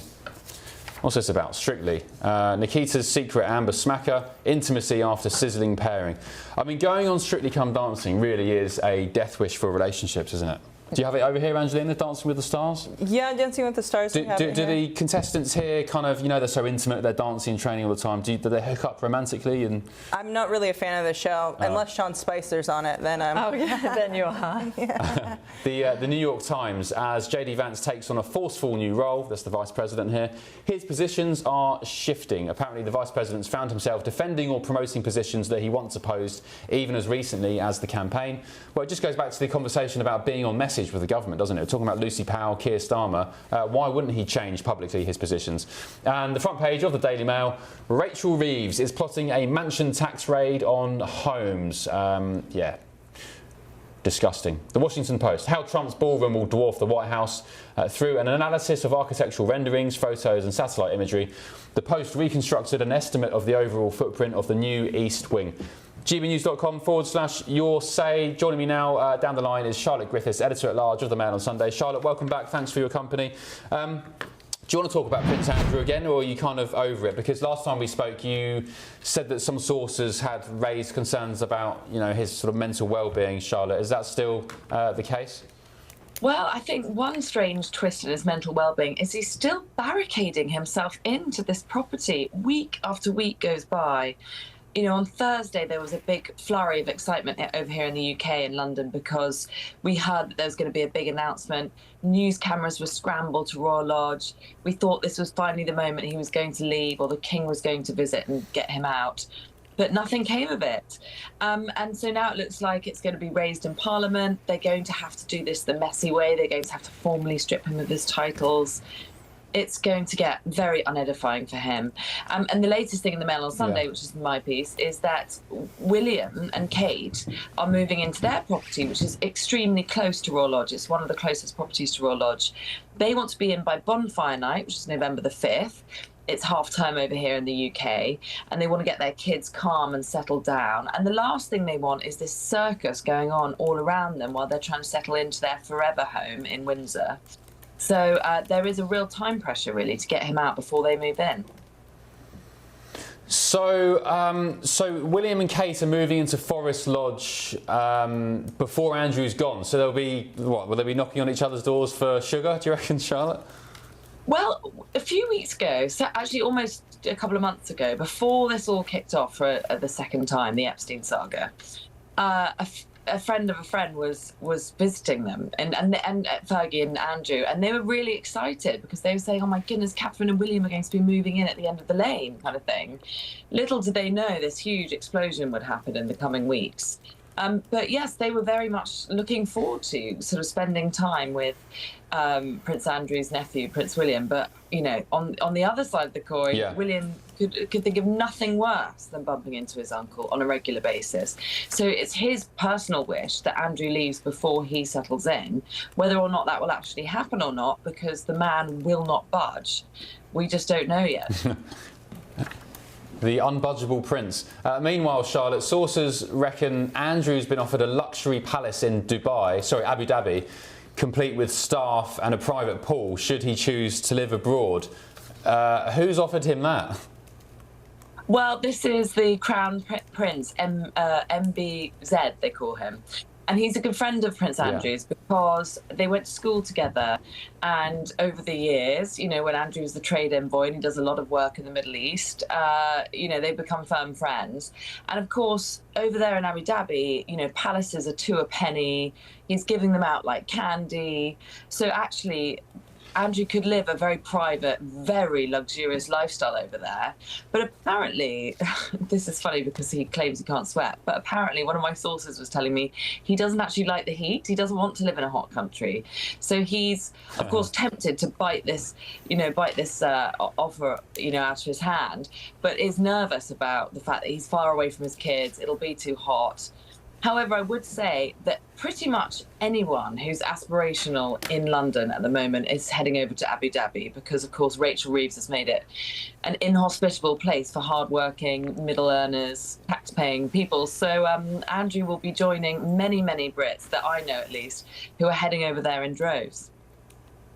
Yeah, I do like the UAE, and of course the tax situation is great, but it's nice for a holiday, it's guaranteed sun, it's good for the kids, the food is great, the service is great, but really, I mean, when it comes to the crux of it, I mean, it's a little bit soulless, the UAE. Dubai anyway, I've not been to Abu Dhabi, maybe I'll go to the F1 this December, but the UAE is a bit soulless. There's nothing more beautiful than, I don't know, England in the summer or autumn, you know, the beautiful red and brown leaves, and even winter. I know it's a bit wet and miserable in winter in England, but I don't know, it's got a bit more spirit than the UAE. Hillary? Well, what I understand is that given that he doesn't like the heat, he might be heading to the Highlands of Scotland. Oh. Yeah, the Highlands of Scotland there. I believe that it's barrister, I think it's Samantha Kane. She actually is interested in actually representing him because she still thinks that he didn't have an opportunity for a proper trial, and she has offered him her castle up in the Scottish Highlands, I do believe. Isn't it all right for some, eh? You've got talk of going to a palace in Abu Dhabi. Or a castle. Or a castle in Scotland. And you're being forced out your 30-room mansion in Windsor Great Park. Angelina, do you have much sympathy for Prince Andrew? People saying leave off him, leave him alone. I have absolutely no sympathy for Prince Andrew. No, he comes from a wealthy family and is an accused international sex trafficker and pedophile. No, I have no sympathy for him. Yeah, go live in a mansion in the Highlands or go in Abu Dhabi. If I were the Emirates, I wouldn't want Prince Andrew to move there. I definitely wouldn't, and I would make a stance on that if I were in the Emirates as well. Well, I mean, but also he has a sweat. Doesn't he not sweat, right? So he doesn't sweat. So I don't understand why he has a problem with the heat, because if it's not a sweat issue, you know? Yeah, but don't forget, he did not know Virginia Giuffre, but on the other hand, he gave her 12 million. And of course, now we understand that he did have his personal private security, which was funded by the British taxpayer, tried to dig up some dirt on her and gave her social security number, got all sorts of details about her. So it's rather strange he was able to get social security information, other information on somebody he didn't even know. Well, he denies that, and the officer involved in it, I think it was the Times today, tracked him down. He denies all recollection of it as well. So just so we don't all lose our jobs and our homes, Prince Andrew denies everything. Recollections may vary. Yeah. Charlotte, one more story just to discuss with you before I let you go, if you don't mind. Thank you for your time. You've been generous. It's just an update, really, on the migrant paedophile who's on the loose in Britain. Some breaking news. A manhunt is still underway tonight after the convicted sex offender was mistakenly released from H&P Chelmsford. Hadush Kabatu, we know his name by now, 41, he's from Ethiopia. He was jailed last month for sexually assaulting a 14-year-old girl at the Bell Hotel, or near the Bell Hotel, in Epping. Officers have now confirmed he was last seen in Charlotte shortly before 8 p.m. on Friday, that's last night, in the Dalston area of Hackney, still wearing his prison-issued grey trackie bottoms and top, now carrying his his belongings in a distinctive white bag with pictures of an avocado on it, or avocados. Any idea where that bag's from, Charlotte? It looks like a sort of Aldi or Lidl bag. Yeah, it looks like it. It's some sort of shopping bag. He was carrying a clear plastic bag from prison before, which made him all the more distinctive. The crazy thing about this story is that he went back to prison 4 times and asked where to go, and now he's basically lost. So there's a national manhunt going on to find him, but he has been recorded on camera saying, "I don't know what to do, I don't know where to go," and the Met Police have spoken to camera saying, "Please give yourself up." But I think he's actually literally lost. He's actually even said it was his firm wish to be deported back to Ethiopia. So here we have a case of somebody we can actually send back, and we've let him out loose in the UK. He's wandering around London. He was apparently trying to get to Chelmsford, and then he was last seen on Friday night in Dalston. It looks like he's literally lost, and he was begging for help. He was actually asking the prison officers, "Please help me, I don't know where to go, I don't know what to do," and he was getting actually quite distressed because he didn't know where to go. So not only is he on the loose, but he's actually just simply lost. I mean, look at that clip there now, the footage we're showing. He's asking for directions in Chelmsford town centre, scratching his head. He's like, "I don't know where to go, what I'm doing." And I've got, by the way, no sympathy for this bloke. He's a rotten, disgusting paedophile who should be kicked out as soon as he's found. But he clearly, and Hillary, by the way, I mean, what does it say about Britain, that the fact he wants to go back to Ethiopia? No, absolutely. But the thing is this is an abject indication of a failure of a system. I can't believe that not only were the security-wise he was let out of prison, that was the mistake, then he hasn't been taken back into custody. We don't know where he is. This one incident, this one case is an indication that we should not have any of these either asylum seekers or people that are in the nation that are committing such crimes. And don't forget, when anybody's in prison, who's paying for that? That's the British taxpayer. Yeah, indeed. I also found it very interesting that he has £76 in his back pocket, and the reports keep saying he has access to funds. Where is he getting all this money from? Yeah, I think he was given £86 when he left prison. So they said, "Here you go, mate, here's some money, here's your belongings." And he was like, no, I'm meant to be in prison, I want to go back to Ethiopia. And they said, "No, off you go." So it seems you have 2 pedophiles on the loose in the UK, from my possession, this man and Prince Andrew. So Well, no, Angelina, Prince Andrew denies all knowledge. He says he hasn't even met Virginia. He hasn't even met Javinia Giuffre. Denies all wrongdoing, of course, and he made that payment with no liability whatsoever. So I have to correct you on that, unfortunately. And Andrew isn't on the loose, ironically. Andrew's locked himself in a house. He's self-imprisoned himself. Yeah. Yeah, indeed. OK, Charlotte, thank you for your time. Appreciate it. Is there anything else in the papers that you've seen that you'd like to get your teeth stuck into quickly before I let you go? Oh, gosh. What about cannabis? Cannabis is apparently wrecking teen brains. Oh, yes. I know you've had your fair share with not illegal drugs, of course, but you've told me a couple of times about your Ozempic OD at one time. Yeah, the cannabis story is really interesting because it confirms what we all know, which is that while your brain is still being formed, it's the worst time to pump it full of drugs. And if you walk around the streets of London at the moment, you see gatherings of school children, school-aged children, and they're just smoking weed openly on the streets. Nobody seems to mind anymore. It's totally normalised. And I have to say, you do look at them and think, you know, you're 14, 15, 16 years old. You've got so much growing to do. And, you know, of course, it makes them very paranoid. And that's fueling this kind of mental health crisis. And then you're doubling that down with social media and the bullying that goes on. It's an absolute recipe for disaster for our young teenagers and young minds. Yeah, cannabis definitely has medicinal properties. I've seen it firsthand with people, you know, Parkinson's, MS and so on, and other stuff. But for kids, I remember there was children, you know, classmates in high school who used to smoke it. They turned into they had room temperature IQ by the time we'd finished school. They were just completely gone. And I don't know what they're doing now. So for young people especially, I think it's very dangerous. But in DC here, Angelina, I smell it everywhere. I walk out my front door, I smell weed. I go into the supermarket, I smell weed everywhere. Everyone just stinks, everyone's smoking it. Is it legal here in DC? Yeah, it's legal in DC. Can you smoke it in the streets legally? You're supposed to be smoking it privately in your home or in private spaces, not on the street. But it's done, and people aren't hard on it. Trump, I know the National Guard was stopping people and telling them to put it out or put it away.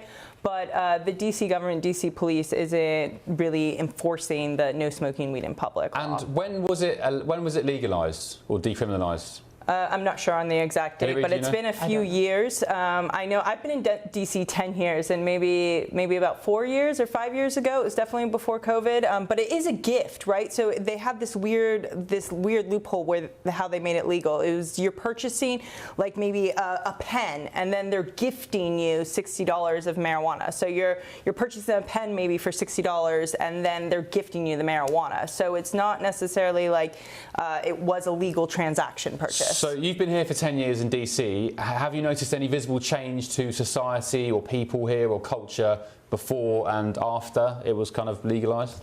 I would just say the rapid growth of the industry. The amount of shops popping up left and right have been absolutely insane. Something did change recently in DC. I'm not sure the exact law, but what I've noticed in the stores is a lot of different stores closed down within the past few months. I think it's the Alcohol License Center has been a lot more intense on regulating these stores. And I went into a store myself recently, and they actually did take a copy of my passport, and they had to register my ID in order to purchase the substance.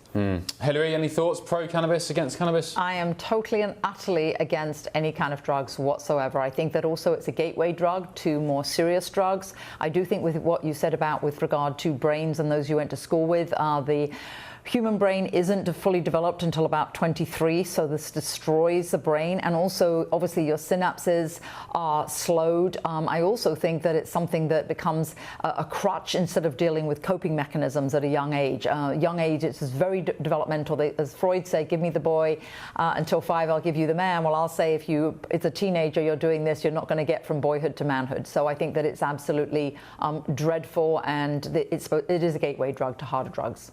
Paul has said on your say, don't knock the weed, Ben. I assume, Paul, you're at home tonight watching the Late Show Live with maybe a smoke or two. But I'm not knocking the weed. I think when it comes to cannabis, I'm a bit of a libertarian. I think do what you want. If you want to go and smoke weed, that's up to you. I just don't think it's very... I actually think harder drugs are probably less harmful for you than cannabis. But there is a massive medicinal quality for cannabis, which is untapped. Particularly hemp as well. And you're talking about THC oil, with lots of studies showing that pure THC has been great for alleviating cancer. Even in some cases, studies have shown to eliminate cancer as well. Charlotte, have you got time for one more story? Yeah. Oh wait, right, you've got to get. Thank you. Britain. Are you going to give me one? Yes. No, go and find one now and bring it back. No, I'm joking. We've got one here. Britain's biggest police force, the Met, is to spend a staggering £5.2 million a year on employing 64 diversity staff. That's despite pairing frontline services to the bone. And that's according to your paper, the Mail on Sunday. The Met is committed to expanding its woke workforce despite slashing thousands of officers' jobs, as it needs to save £250 million. You live in London, don't you, Charlotte, I think, as far as I remember. Yeah. Do you feel safe with the number of bobbies on the beat? Do you want more diversity staff members in the Met? Where are the bobbies on the beat? When I grew up in London, there were police around. The police station near me, both of the police stations near me have been shut down. The security guards I see at Tesco's, they are forceful and savage because they're constantly dealing with shoplifting all the time. So they're the kind of, I feel safe when I'm around them, but they're the closest I see to a bobby on the beat, and they're of course hired by a private security firm. And we were talking about the cannabis smoking before. I mean, the big problem in London, I think, and I don't know if you have this in the States, is skunk. So while I kind of agree with you that hemp and, you know, what we used to call in the olden days wacky backy, that is long gone. I mean, these kids are smoking clouds of super strong, highly toxic skunk, and there's just clouds of it all over the streets here, and not a single bobby on the beat to be seen. I mean, I think the one is fueling the other. So if I were them, I wouldn't be investing my money in more rainbow flags for police officers, you know, and sort of, you know, their woke and diversity stuff. It's kind of mad. They just need to invest in some bobbies on the beat. Yeah. Angelina, did you have that kind of thing over here in America, and Hillary as well, where, I mean, in the UK we get police cars being wrapped in pride, rainbows, zebra crossings, and all that kind of thing, doing the YMCA police officers at pride events and stuff like that, and all this diversity nonsense. Do you have that here in the US, can you recall? It depends by state and where you're located, I think. I mean, in different states there's different things, but I would just say one thing with regard to the drugs: work out. You get the natural drug, the endorphin release. Yes. But go ahead, Angelina, sorry. I mean, when it comes to the drugs and it being a gateway drug, in terms of the Pride event, I don't know. I don't really attend Pride events, But what I will say about the drugs is it comes down to mental health, and I've talked about this over and over again. Mental health, suicide is the 12th biggest killer in America of young people. Yes. It is up there with kidney disease, right? Is suicide. Mental health is a major problem, and it has, like, again, guns don't kill people, people kill people. Well, the drugs that people are taking, that is their choice to take it. Whether or not, if the fentanyl is in front of me, if the weed is in front of me, if the alcohol is in front of me, it is my choice. And if you want people to make the right choices, you need to have the resources to help guide them to make the right choices. Yeah, well said. Sounds sensible. Charlotte, I'll let you nip off. Thank you for your company. Appreciate it, and we'll catch up soon. Well done on great scoop today in the Man on Sunday as well. Well, tomorrow. Looking forward to it. Right, one more story panel. The Louvre detectives now believe the £76 million jewellery heist was an inside job. I could have told you that. Thieves struck in broad daylight, targeting a blind spot in security and escaping in just 7 minutes on mopeds. And evidence now suggests a security guard may have assisted, passing on sensitive information. The stolen crown jewels, including tiaras and emerald sets once worn by French royalty, were uninsured. That's unbelievable, and may already be broken up and sold on the black market. Authorities warn recovery is increasingly unlikely as investigations continue. I could have told you, Hillary, this was an inside job. Oh, well, I would say this. Nobody's going to be walking around with Napoleon's crown. So, yes, they're all, by now it's too late. It will all have been broken up. It will have been melted. It's going to be unrecognisable. So there's no way to actually recover it intact as was. And, yes, with regard to the inside job, remember they went in through an upstairs window. So who was on the other side? The window was obviously unlocked. Supposedly they smashed it somewhat. But, yes, it is not surprising at all. And do you remember Angelina, when was it, what's Kanye's missus called? Kim, ex-missus. Kim Kardashian robbed, was it the big robbery on the streets of Paris? Yeah, that was a big robbery. What I'm really enjoying about this Louvre story specifically, though, is the social media backlash. I mean, this is going viral. People are posting all over line, like, just went to Paris recently with themselves in the jewels, which this costume is also going viral. Louvre thieves costume going viral on TikTok right now. I've seen so many people telling me how to dress as a Louvre thief for Halloween. No. So there is quite a lot of social media excitement around this heist, and I've been very entertained by that. Talking of Halloween, my boys have just landed at Washington Airport. That's wonderful. I'm glad they're safe. They're on their way to come and see me here in DC. They're minutes away. Ben. And we're going trick-or-treating next week. Oh, lovely. And I've had some interesting discussions in recent days about Halloween. Yes. The Americans love it. You go into any supermarket, there's huge celebrations, decorations, sweets and candy and People so on. are wearing costumes on the streets tonight. Yeah, I saw them. There was a king, there was a guy dressed as Mario. However, I have heard from certain people, particularly religious people, that they think they don't mark Halloween whatsoever, they don't celebrate it because they think it's insidiously satanic. Never heard of that. No, never heard of it. Never heard of it. Yeah, it's very common. I see it in evangelical communities or Protestant communities, more rural communities specifically. But at the end of the day, it's a holiday. It's fun. Yeah, that's what it is. It's about fun. There's not a religious aspect. I mean, you have Dias de los Muertos, which is the Mexican holiday, right? That happens on November 1st, which was to inspire it, which you're paying tribute to your dead ancestors. Is that a Mexican thing? Yes, that is a Mexican thing, and that's where Halloween comes from, right? Is Dias de los Muertos, which is November 1st, which is, you know, we've all seen. It's All Hallows Eve. That's where it comes. Actual Halloween comes from. All Hallows Eve. But I would say this in terms of, for everybody in the British Isles, I'm so sorry, frightfully sorry to tell you this, but it's one of the best times of the weather here. It's literally 70 degrees. It's warm. It's beautiful. Every Halloween, when I would trick or treat with my children, it was absolutely perfect here. So when I take my boys out trick or treating this week, what's today? Next week. Yeah. Friday. What's the protocol? Do you TP houses with toilet tissue if they don't give you? No, sweets? you don't do that. You don't do that. No. Well, You take your boys, and you go up there and they say trick or treat at the doorstep, and that's about it. And they get usually treats. I have never seen anybody give a trick. I mean, I think it depends how old you are. If you're a rebellious teenager and staying off drugs, sometimes they choose instead to TP a house. You know? Oh, really? But I'm 17 next week, so does that apply to me? Yeah. Are you going to go TP in houses? Oh, I might do. Yeah, might do. There's a White House just down the street. So. But Mark on your say says Halloween is a pagan festival. Apparently, is it a pagan festival? Pagan, yeah. I mean, I associate it with Dias de los Muertos, right? So it's just not, I don't see it as like anti-Christianity. Or pro-Satan. Yeah, or pro-Satan, no. It was originally pagan, it's All Hallows Eve. I think we are at risk in the UK of being too Americanised, though, with Halloween. We're kind of inheriting It never these big occurred holidays. when I was a girl in England, so yes, it's a recent thing. Do you guys get decorations in London? Yeah, we do. We have trick-or-treaters as well. Yeah, like pumpkins with candles and so on. Anyway, thank you both for your company tonight. Pleasure. And talking of Mexico, it's the Mexican Grand Prix tomorrow. Qualifying took place tonight. I won't tell you who qualified in pole in case you want to watch it, but very excited for that. Thank you for spending your night with The Late Show Live back home in Britain. Really appreciate it. Thank you to my panel, Hilary and Angelina, and indeed for all your comments as well. I'll be back here tomorrow night, midnight in the UK, 7 p.m. Eastern Time. Until then, have a lovely Sunday and sweet dreams. See you tomorrow. Good night.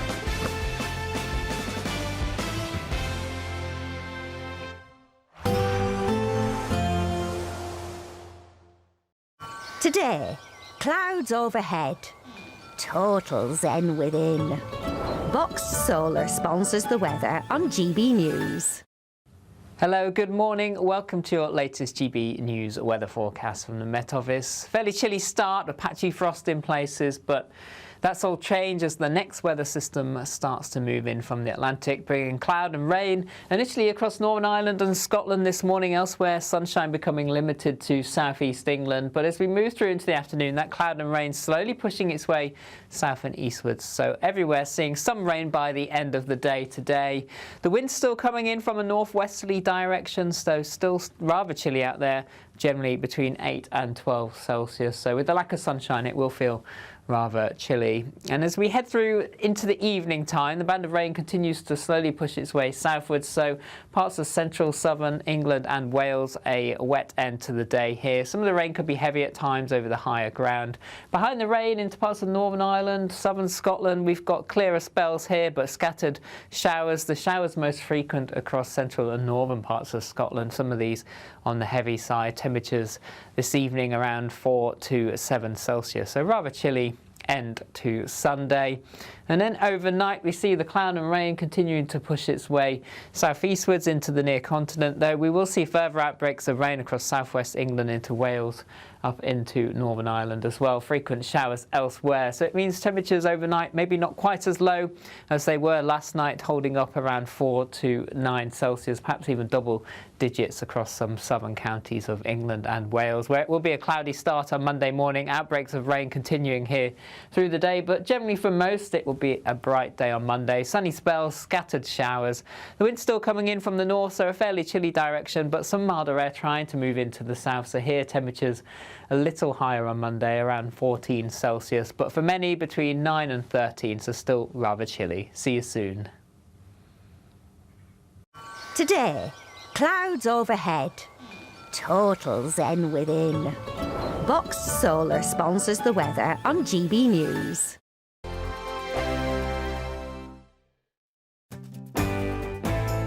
I'm Andrew Pearce. This is GB News, the People's Channel, Britain's news channel. Westminster's full of talk, but out here, it's the real world. Am I allowed to talk now? No, that's it. This is where it matters, real people and real lives.